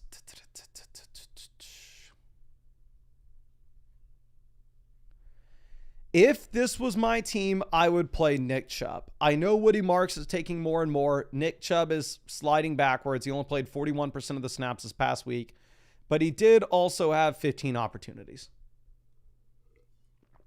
And it's a good matchup. So don't get me wrong. I understand that Woody Marks is now the guy, but am I supposed to tell you to play freaking Marvin Mims? Redemption says 1-3. Can't decide if this trade will be worth it. 1-3. We need to think short term, not long term. Dak to Baker. Who cares? Mason to Jalen Warren. Who cares? Lamb to Pickens. I think. Here's the thing. The CeeDee Lamb side has way more value long term. The CeeDee Lamb side is the winner of this deal. But there's a big but on this. I understand you making this trade given the context that we are 1-3 and we are trying to sell CeeDee Lamb. Now, with that being said,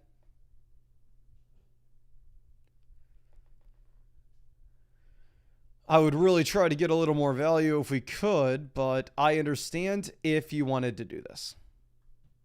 I would try to get more value, though.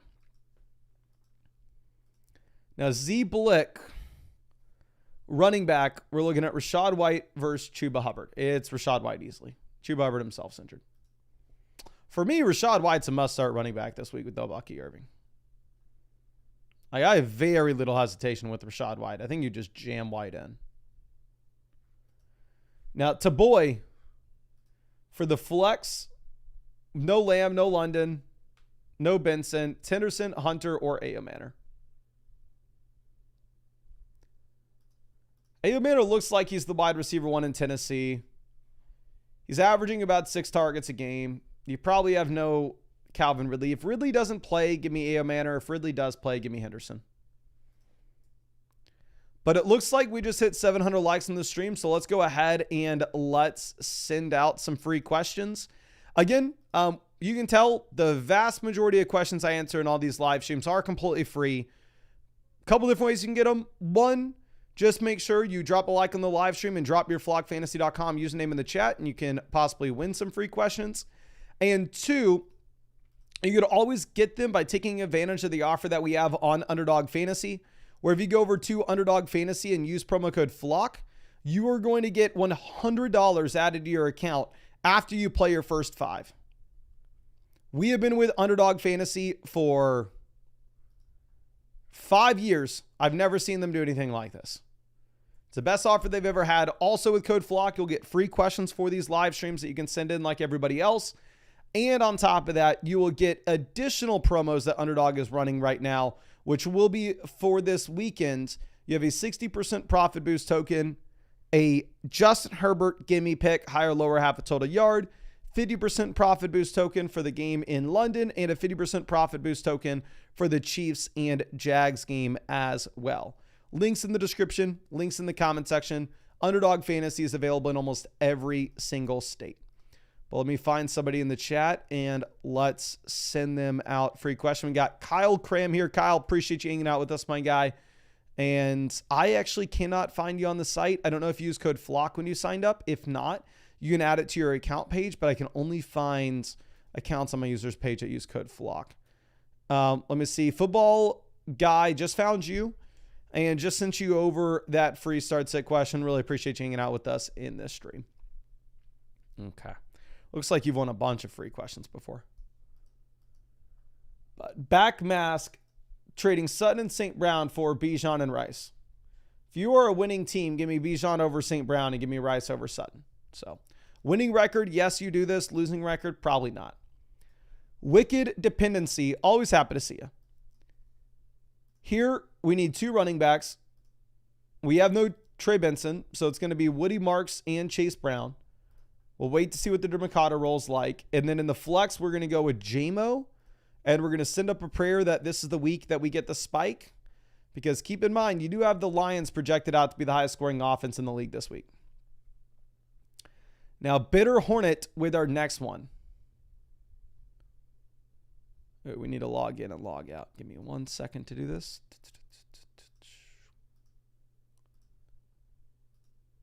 God,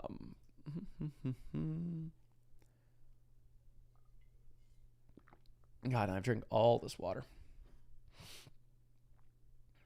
Body's trying to push that lunch through me. Okay, we got a couple team reviews we still got to get through. Yeah, we have enough team reviews to do a dedicated Dynasty stream this weekend for them. So Bitter Hornet here, wide receiver. And give me JMO is really the only wide receiver you have playing. And then in the flex, we're going to go Chase Brown. If Hubbard misses, Dowdle will be interesting, but I'd still play Chase Brown.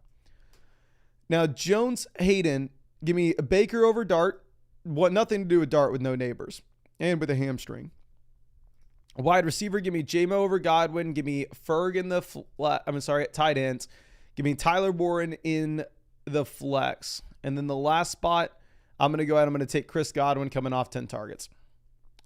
D-Storm trading Dobbins for Tyler Warren. I'll do this in a heartbeat. I think while Dobbins is the starter now, it's RJRV in the long term. C. Fetty for the flex. Give me Marvin Harrison over the Arizona RBs. With the Arizona RBs, I want to roster them both and see what the split's like for next week. Now, Cremium's trading Gibbs and Debo for Puka and Gainwell. you have no depth on this team. Wide receiver would be starting Ladd, Addison, Diggs in one flex, Shaheed in the other flex. So realistically, I think most people make a deal here for Puka, but for you, you need some more depth. So I'm going to keep the extra starter. Now, Bim or Doc, wide receiver. Michael Pittman versus Keenan. Give me Michael Pittman, assuming he's healthy and assuming he plays. I Spy Joey.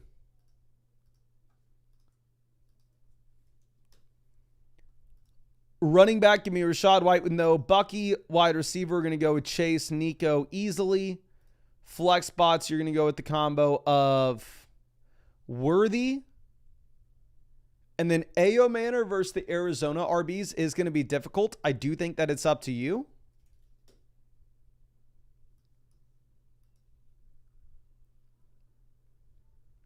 So I'm trying to think.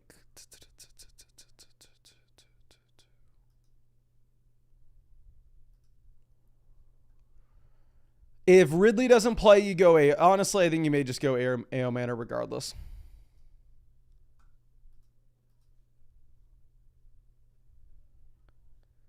NPC trading Pacheco and Bowers for Judkins and Britton Strange.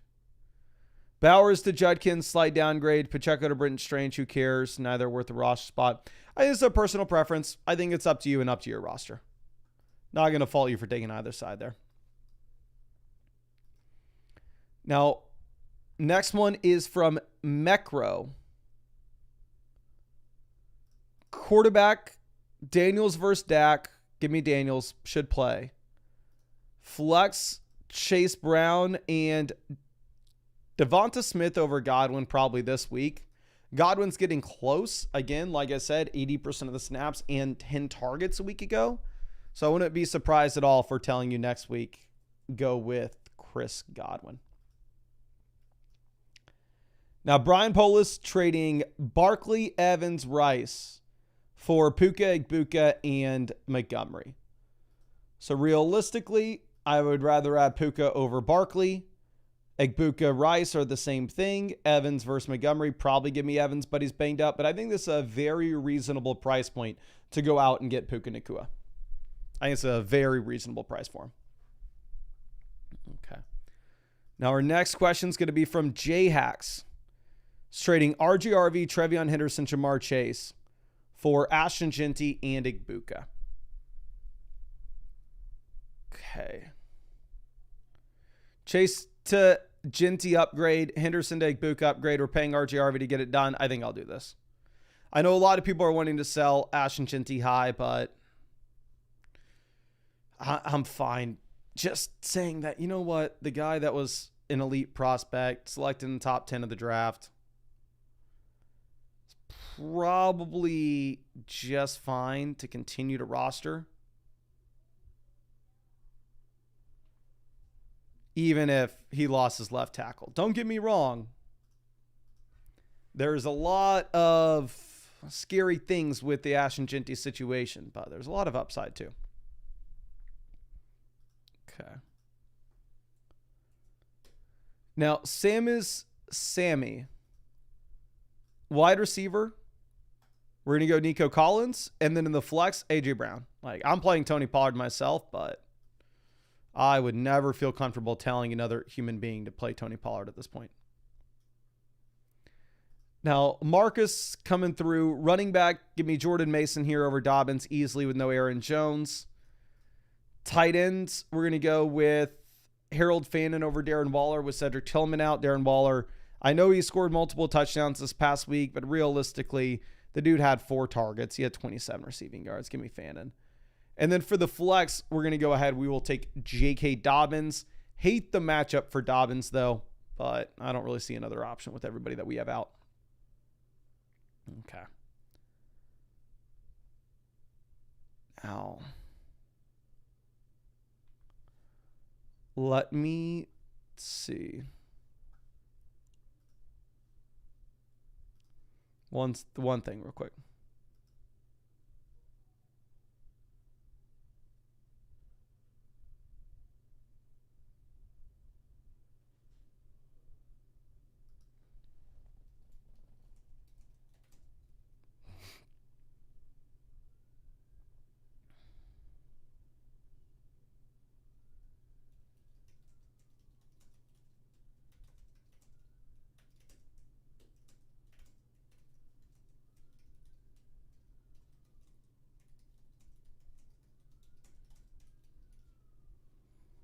Okay.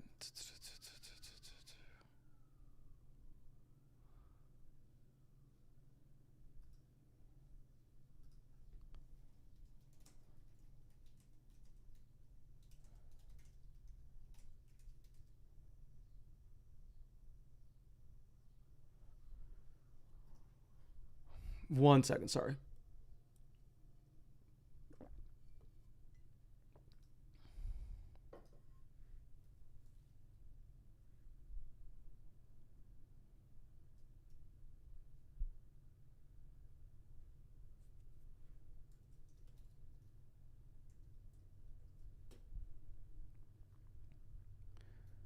Um,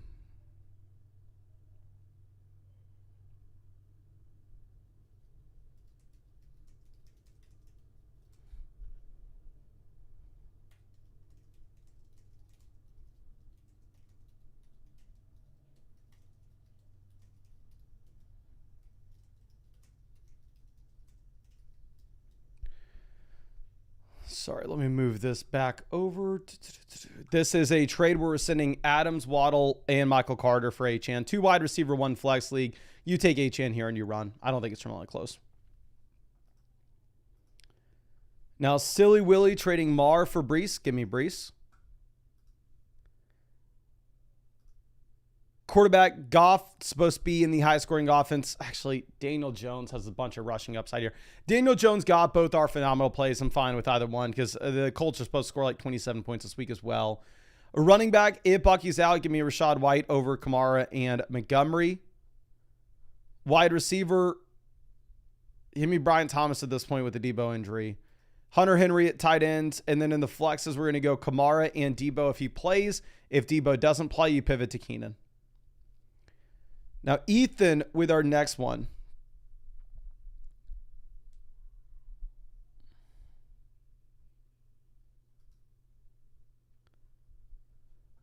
Let's go ahead and let's try to look at what we're doing here.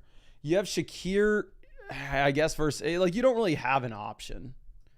This is the thing that most people find them. This is the spot most people find themselves in. You have no Rice, you have no Evans, you have no Bijan. So like it's Shakir or Travis Hunter.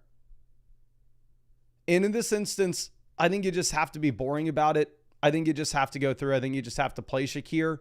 I would maybe still rather have Hunter rest of season because the upside. But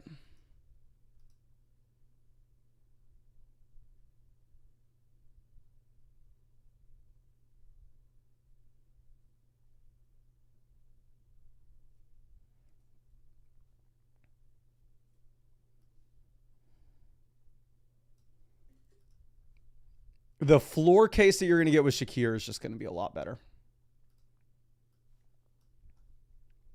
Okay.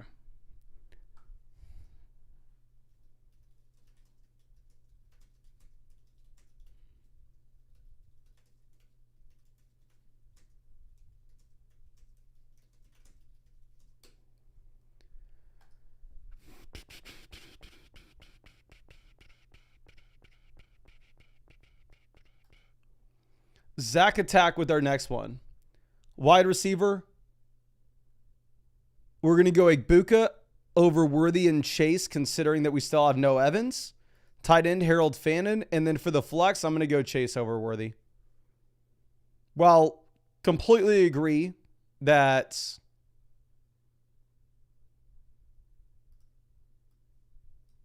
we're in a spot in which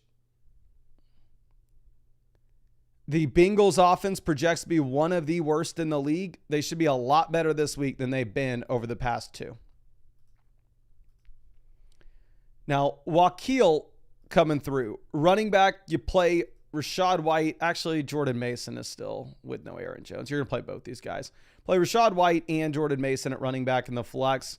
And then wide receiver, we're going to go Pittman if he's healthy and plays over Flowers with no Lamar. And tight end, we're going to go ahead and we will take Jawan. No, we're going to go Zach Ertz. You have no Terry. You have Daniels playing. And Deebo Samuel banged up as well. Let's see. What are the... You know what's crazy about this? even though everybody thinks that they're a genius and says you can't play Jamar Chase. Jamar Chase at the moment is higher, lower, 66.5 total yards on Underdog. This projects to be the highest scoring game in the league. Like, if y'all have Jamar Chase, you need to get this through your head. Please, for the love of God, play Jamar Chase. If you are benching Jamar Chase this week, you deserve to lose.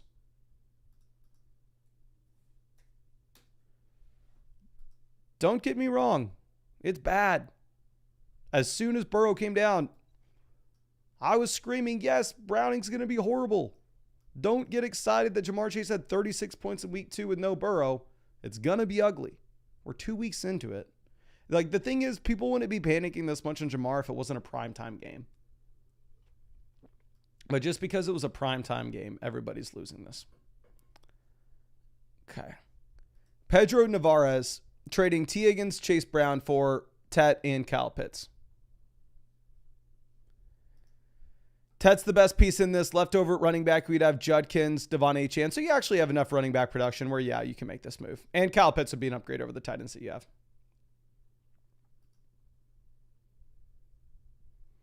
Now, Aaron Zenon, Mahomes to Hurts upgrade, Brees to Henry slight upgrade, A.J. Brown to Pickens upgrade, Dowdle to Addison upgrade. So you're upgrading literally every spot. Let's do it.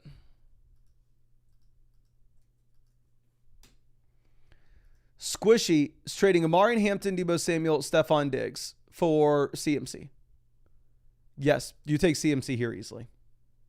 CMC is a completely different asset than any other player here. Like, here's something that I've noticed is trades look like closer if, like, people I think would see this and think that maybe you could entertain the package side. But it's because you have junk over here like Calvin Austin and Jalen Tolbert. You remove Calvin Austin and Jalen Tolbert from this deal, it becomes way more obvious that CMC is the winner. Like, yeah, take CMC here and run. The Mighty Boston says, Mason, why don't you do a kicker section of the video and add it in the defense vid? Because I have no idea what I'm doing with kickers. BC Lub is, ooh, and speaking of, I need to make sure that I have my kicker in my starting lineup. I just made a waiver wire pivot where I cut Tyler Loop and I picked up, I think, the Rams kicker. Okay. Yeah. Let me make sure he's in my lineup. Yes, he is. Okay.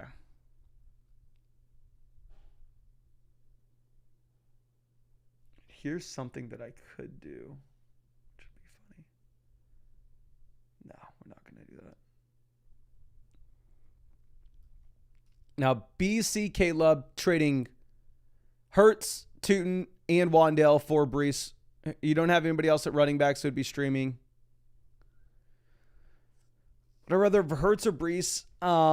You're strong at RB. I mean, I'm kind of fine if you take either side. I think this is a fair deal. Obviously, Brees is a lot more exciting post Braylon Allen injury, which is why I'm assuming you're wanting to do this.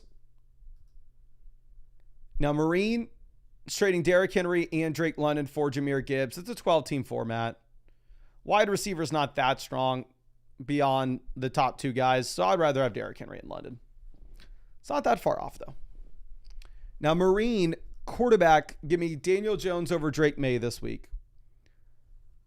Running back, I think you're going to call your shot on the Arizona guy. I would start Michael Carter, but it's going to be up to you. And then tight end, you go Jake Ferg.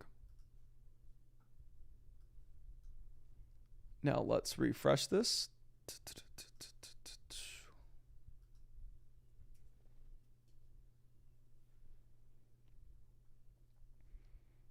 Now, Giants Mez with this next one, trading St. Brown for Lamb and Igbuka. 12-team start 8 format. I actually really like this idea. Yes, let's take Lamb and Igbuka. I think this is a really sharp move to make with your league settings where depth matters. Tin Man says, was also offered Ladd and Henderson. Do we do either?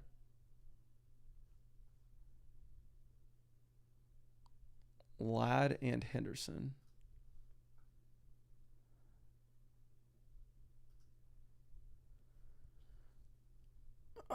I would rather have Henderson than Myers. How bad do you need a running back? I mean, this is a 2 wide receiver, 1 flex. How bad do you need the depth? Because Pickens is the best player in the deal regardless. You don't really need the depth. If you were going to do one of these deals, it would be Ladd and Henderson, not Ladd and Myers.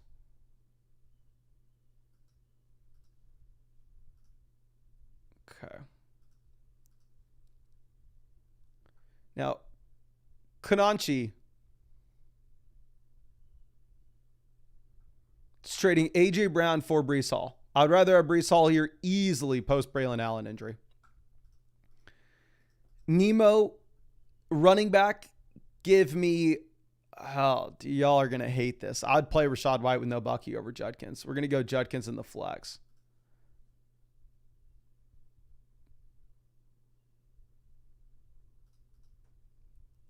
Okay.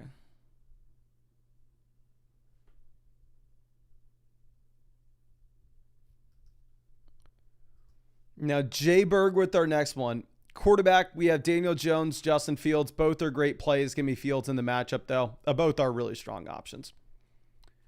Running back, we're going to take Ginty and Judkins. Wide receiver, we're going to go Sutton. Flex, give me Dalton Kincaid. And then in the tight ends. I always say flex.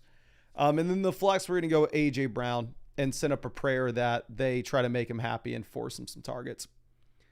Now, Johnny Mouse says he lost Bucky and needs a running back, and I need better receivers.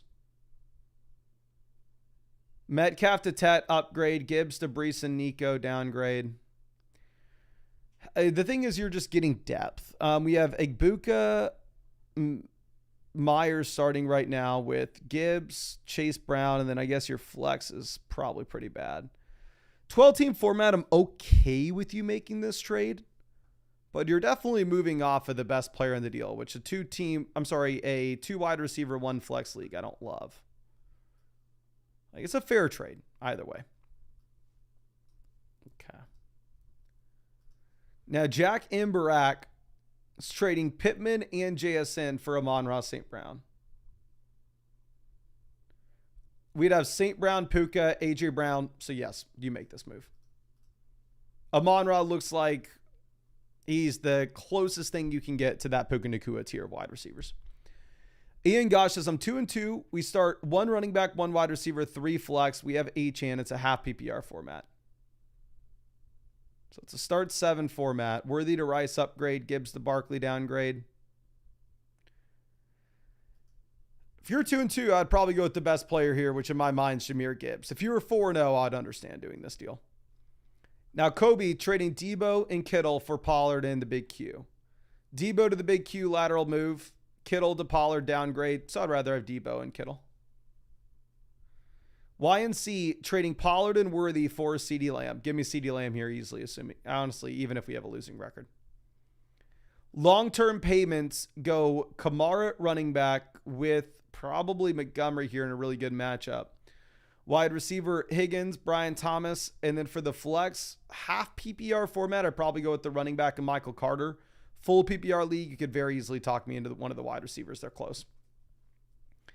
Now, TC running back, we're going to go with Jordan Mason as the auto start with no Aaron Jones. And then in the flex, Rachaad White with no Bucky Irving. And then the last call will be between Marv or Ladd McConkey for you. I think either are fine plays. Swagru trading Judkins and JSN for May and Jamar Chase. Feel like you're downgrading at 2 spots. So I'd very easily rather have Judkins and JSN. Now, Dr. Bread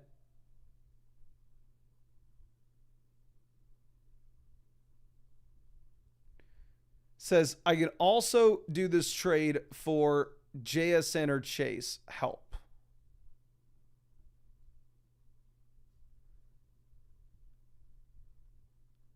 So I would much prefer, are you saying just JSN or Chase straight up? Or are you saying like JSN and Kittle? So I'd prefer JSN over London. But I'd prefer the combo of London and Kittle over JSN or Chase. If that makes sense. Sutton to London upgrade. Judkins to Kittle downgrade. Who cares about Mark Andrews? I think it's a fine trade. It's going to be up to you. Leftover at running back, we'd have JT Bijan, and that's it. So, I mean, the running back depth isn't great. So, I think you could make a strong argument it's the Judkins side of this. Now, Lemon Shake here for the flex. I think you just keep it simple. You play Cortland Sutton. I mean, Rachaad White would be very interesting, but while I want to say Rachaad White's a must start for most people, you're in an 8-team league, so there you're going to have better options. Now, Colony, we have no London, so we're playing Devonta Smith and Ayo Manor. And honestly, I'd probably play them easily over Kendrick Bourne. The Niners offense is going to be garbage today. Okay. Now, Iceman 21.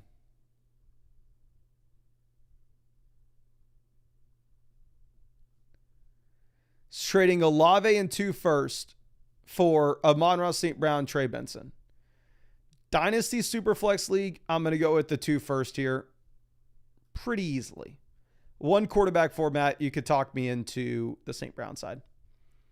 Brazy says, help SOS. This team is the easiest to trade with, but I've reached out to the 0-4 team about Hampton. My friend, I would way rather have Igbukah and Devonta Smith over Judkins. If you could make this deal for Hampton, I would prefer that.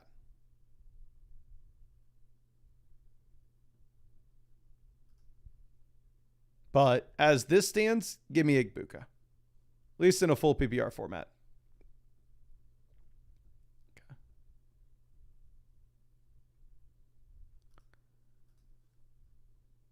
Now, Beto99, always happy to see you, my friend. Says, hey, Mason, flex is looking good. Do I pick up Hunter Franklin or stick with Carter? You're the best. Really appreciate you. Here, running back, you're starting Gibbs, James Cook. Wide receiver, we have Worthy, the big Q. Tight end, Tyler Warren. And in the flex,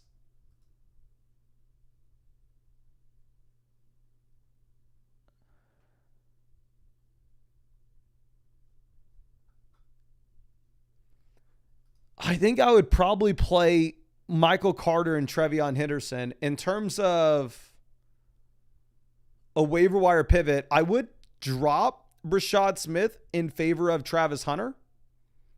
But that's more of a bench thing rather than you don't need to get Travis Hunter in your starting lineup right now. Okay. Let's move over to our next question. This is from In Dimitrov. We have Javonte Evans, the big Q, versus Jacobs, Waddle, and Nico. And I completely forgot. I'm going to send Beto over another free question.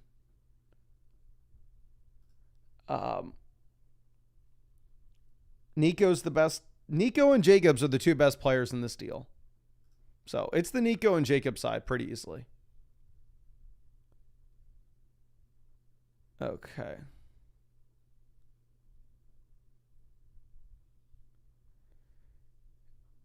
Now, Junior Lum, wide receiver, Metcalf, Terry are both out. So it's Smith, Judy, Shakir. I'd go Smith. And then in the flex full PPR format, I think you go back to the wide receiver position. It's Shakir over Judy. Now, big deal trading Jordan Mason and Tet for Hendo and Jamar. I think you're upgrading 2 spots. So yes, I would do it. CJ Ernest, running back. I'm going to go Sharp over RJ Harvey. RJ Harvey is one of the toughest matchups you're going to see in the NFL. Like, the Broncos project to be a much, much worse offense this week than they were a week ago.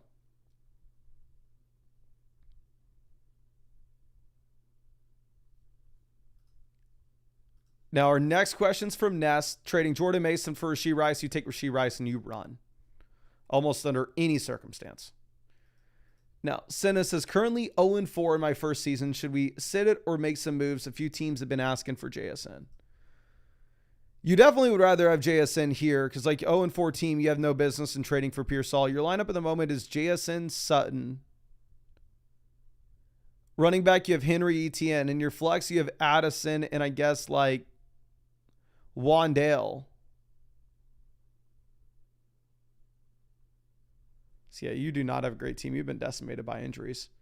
I'm fine if you wanted a down tier and get 2 wide receivers for JSN, but I think the 2 wide receivers that you would get would need to help you right this second. Okay. Now let's refresh this, keep this show rolling.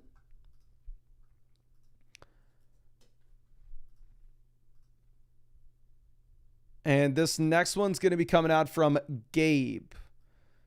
And as y'all can tell, the vast majority of the questions that we answer every single day are completely free questions.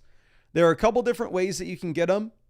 One, you can just drop a like on the live stream, be subscribed to the channel, and drop your flockfantasy.com username in the chat whenever we hit 100 likes. Every 100 likes, we give away those free questions.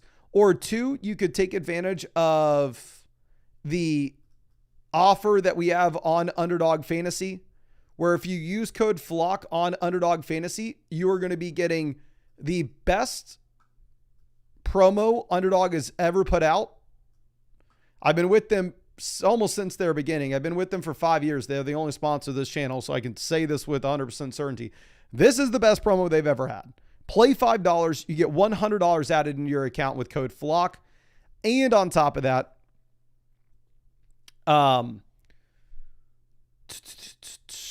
they are running additional promos, which will be a 60% profit boost token for this weekend, a Justin Herbert gimme pick for Sunday, plus you'll get a 50% profit boost token for the London game and a 50% profit boost token for the Monday night game as well, all with code FLOCK.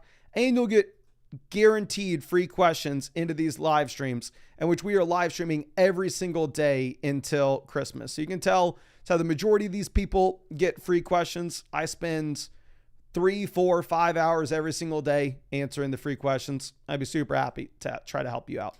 But let's send out a free question right now, because it does look like we hit 800 likes on the stream. So again, just drop your flockfantasy.com username in the chat, and we'll go ahead and we'll send one out to somebody. But Gabe, here, I'm assuming you don't actually need to start all these guys. It says it's a start 10 format. So if it's a start 10 format, 1 quarterback, start Goff, Taylor, Barkley, St. Brown, Debo, Hubbard if he plays, then Wandale. Actually, I don't know. We're going to assume it's a 2 wide receiver, 1 flex. Barkley, Taylor, running back. Wide receiver, you're going to go with St. Brown, Debo. Flex, you go Hubbard. If either Hubbard or Debo miss, you pivot to probably Wandale Robinson. Play Harold Fannin at tight ends. And yeah, you're in a tough spot. But let me send over a free question to somebody. This one's going to be coming to Antonio.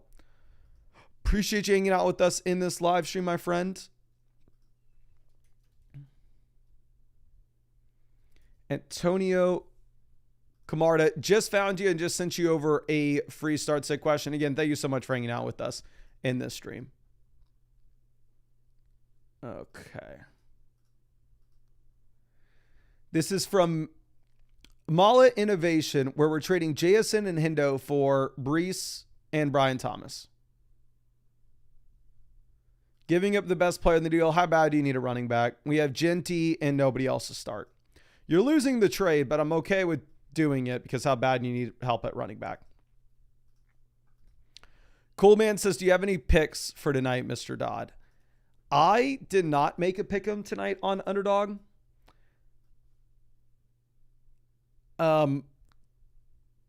One of my favorite, I was just highlighting this Jamar Chase one just as an example of saying like, hey, you need to start Jamar.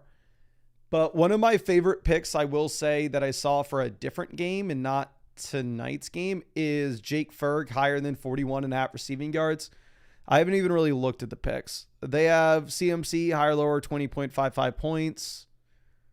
Mac Jones, higher, lower, 200. I feel like Mac Jones lower than 218.5 passing yards is not bad at all. Who are the receivers and what are the wide receiver projections?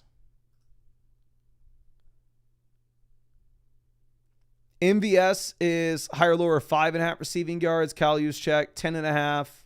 Kendrick Bourne, 41.5. Demarcus Robinson, 32.5. Sky Moore, 8.5. So how the hell is Mac Jones projecting to have 219? Where are they supposed to go? I guess to CMC is the answer. So no, I don't have any picks for tonight, to be honest with you. Okay. Now, this one's close wasabi. For the flex, oh, dear God. You go Darius Slayton and you call your shot at running back between the Arizona guys. I think Dermacado is probably the receiving back. Michael Carter's probably the first and second down one, but I wouldn't fault you for going either way. Now, Frag says, I'm cooked this week. Do we just take the L in week 5? Yeah, you have Gibbs and you start Blake Corum at running back. Wide receiver, you have no Rome, you have no Lamb. This is just like Danny's team from the Flock League. You go Ladd, Darius Slayton. Tight end, Juwan Johnson. And then in the flexes, you hope Bucky Irving plays, but if he doesn't, your options are Alec Manor, and I guess you're playing Malik Washington. You better hope Bucky plays. Nateo says 8-0 Superflex. I'm worth it, or if it ain't broke, don't fix it. Hampton to Lamb. Undefeated team, give me Lamb. Pickens, downgrade though. So I would say don't. If it ain't broke, don't fix it. Like for me, I'm 4-0 on my team, and I've been way more reluctant to make trades this year than I've been in years past. Like, I feel like every single day somebody's reached out to me trying to trade for one of my running backs. And I'm like, you know what? I'm not that interested, to be honest.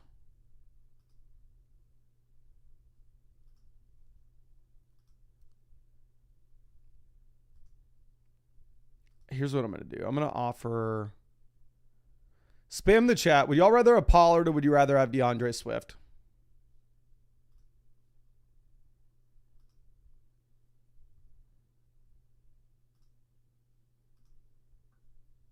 Assuming you'd rather have DeAndre Swift, right?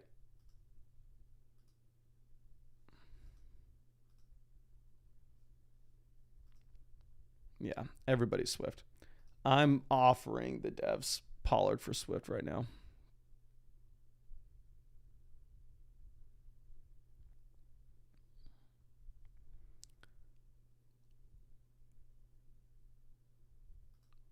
Okay.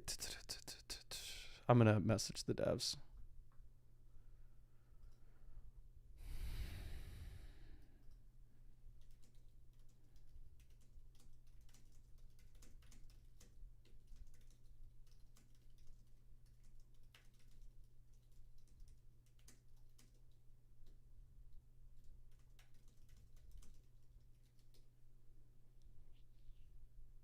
All right. Let's move this back to our next one. This is a myth. DK versus Swift. I have DK ranked slightly ahead of him, but they're close. Do you need a running back? You lost Benson. It's not like you're great at wide receiver. I mean, you don't have CeeDee Lamb. Maybe you make this deal in the long term, but you can't make this trade right now until you get CeeDee Lamb back. Okay. Now, Matt Choose trading Judkins and Rashee Rice for Kyron and Devontae Adams. Rice to Adams, lateral move, depending on your team situation. I'd rather have Kyron over Judkins based off offenses. So I'll take the Kyron and Judkins. I'll take the Adams and Kyron side. Milky Venom says 2-2 with Rashee. He just lost Hill and has no depth. Oh, 100% you make this. Like, Terry McLaurin's not playing right now. We have no idea when he's going to get him. You're going to a massive upgrade from Brian Thomas to Nico Collins. The other pieces don't matter, so make that deal. Just Easy says, only other wide receivers are Chase and DK.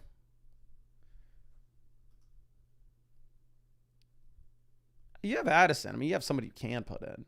I will say, if you're a winning team, give me Rashee Rice. If you're a losing team, give me George Pickens. Jesse here, running back, give me David Montgomery over the Arizona guys. Great matchup. Wide receiver, give me Devonta Smith. Tight end, give me Travis Kelce. And then in the flex, we're going to go Godwin. And then you're going to call your shot with one of the Arizona RBs. I've been calling my shot with Michael Carter. Let me see if the projections are out for the Cardinals running backs right now.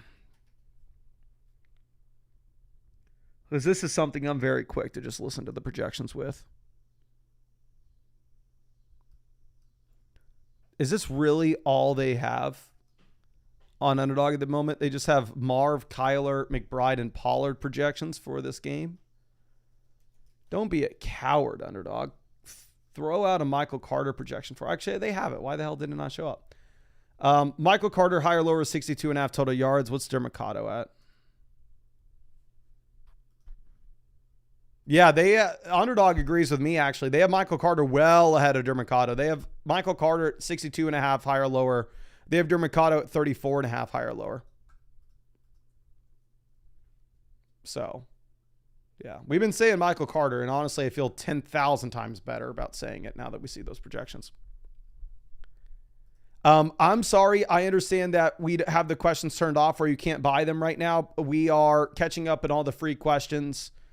And if we catch up on all the free questions, we can turn them on where you can buy questions from us at some point. Big deal. I would start Rachaad White over Chase Brown, assuming Bucky's out. And then for the flex, I'm going to go ahead. I will take Ladd McConkey. Now, Grouchy Bracelets or running back, Rachaad White here easily. Wide receiver,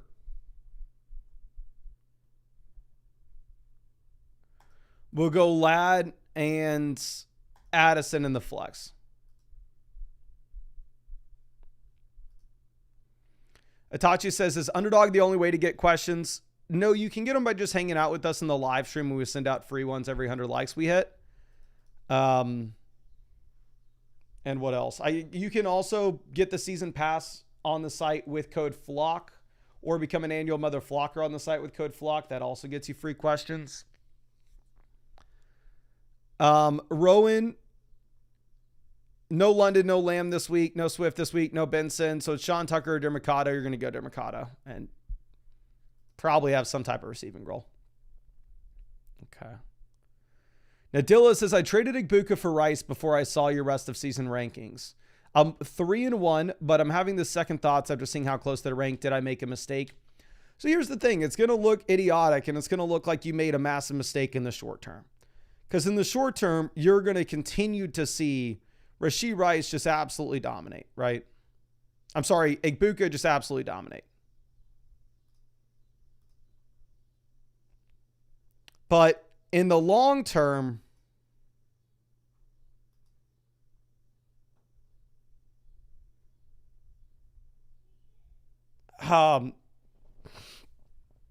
you can probably say that once Evans is healthy, once Godwin's healthy, and Rashee Rice is back, you want Rice. So a 3-1 team, like I'm 4-0 in my league. I personally would trade Igbuka for Rashee.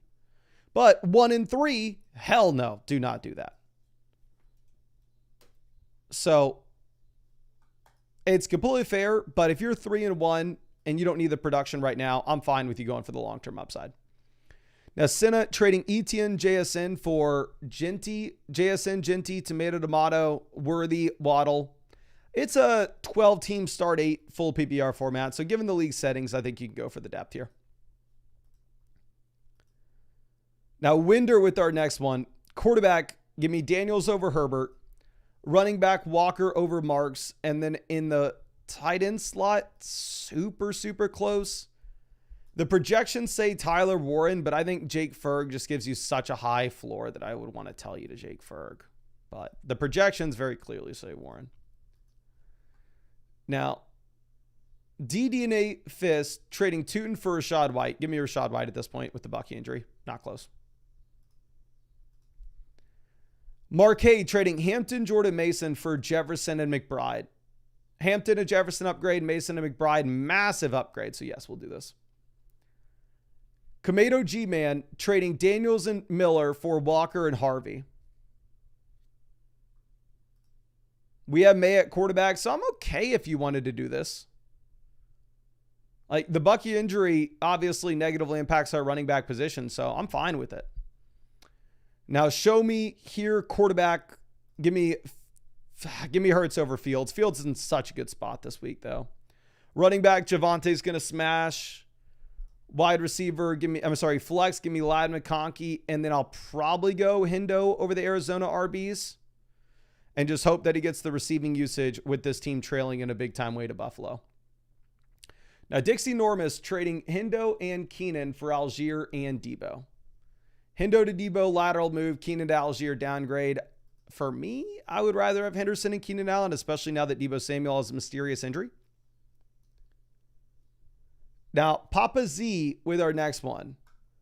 Running back, we're going to go Woody Marks over the Arizona options. Wide receiver, Adams, Egbuka easily. And then in the flex, we'll go ahead and we'll take Xavier Worthy, and we're going to bench Debo based off the injury.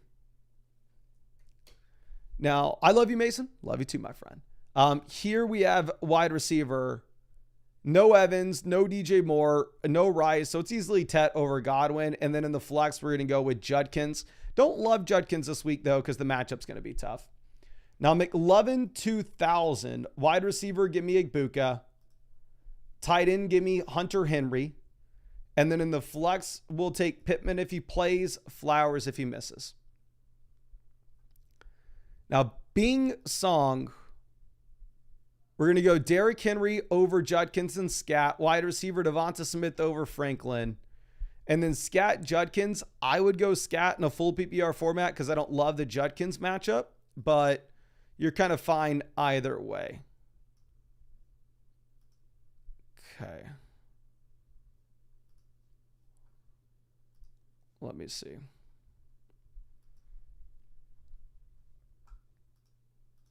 We're going to have to refresh.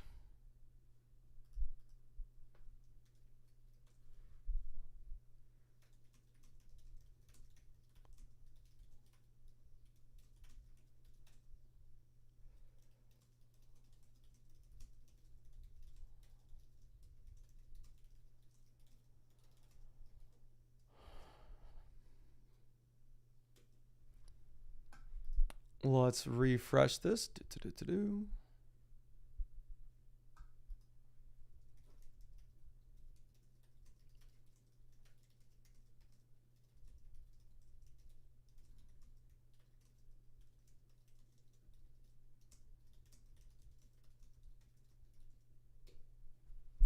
Wilson, he 1-3 PPR, made a bad trade at the start of the season. Tyreek got hurt, traded Amon-Ra for Egbuka, QJ, and Fab.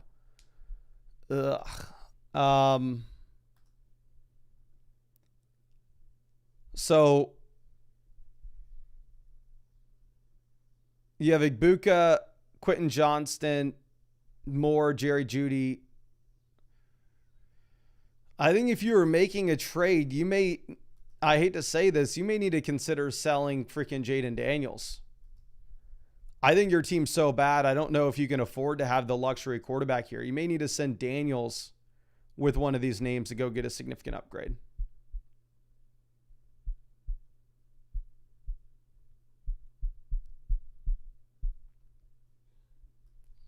But yeah, you are in a tough spot.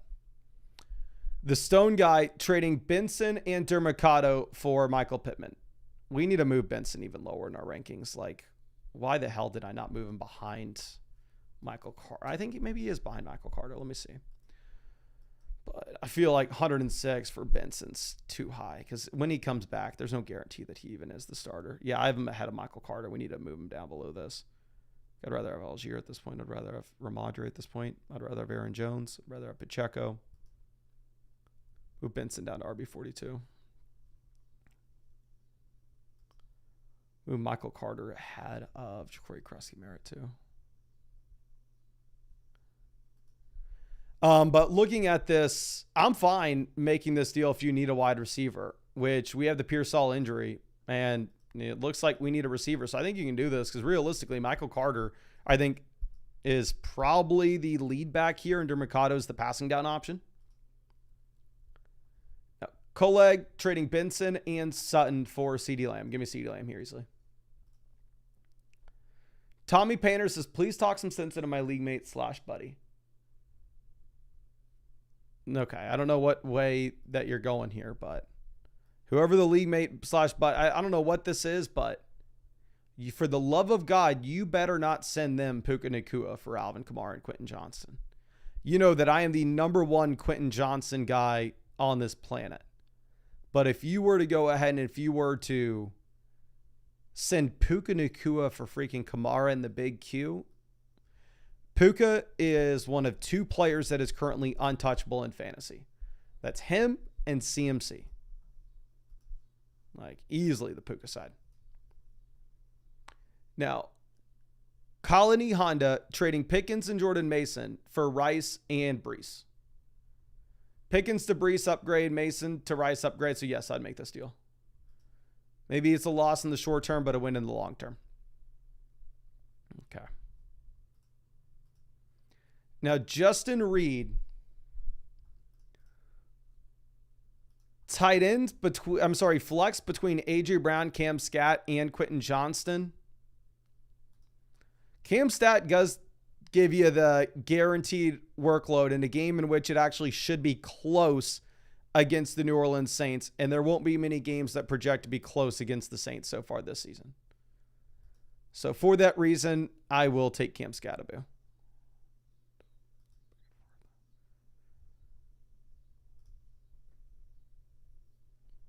Now, Batmax says my running backs are Javonte Henderson in the handcuffs. So it's going to give you 2 potential starters. So you're definitely downgrading at the top spot. Like, I'd clearly rather have Javonte over Chase Brown. But if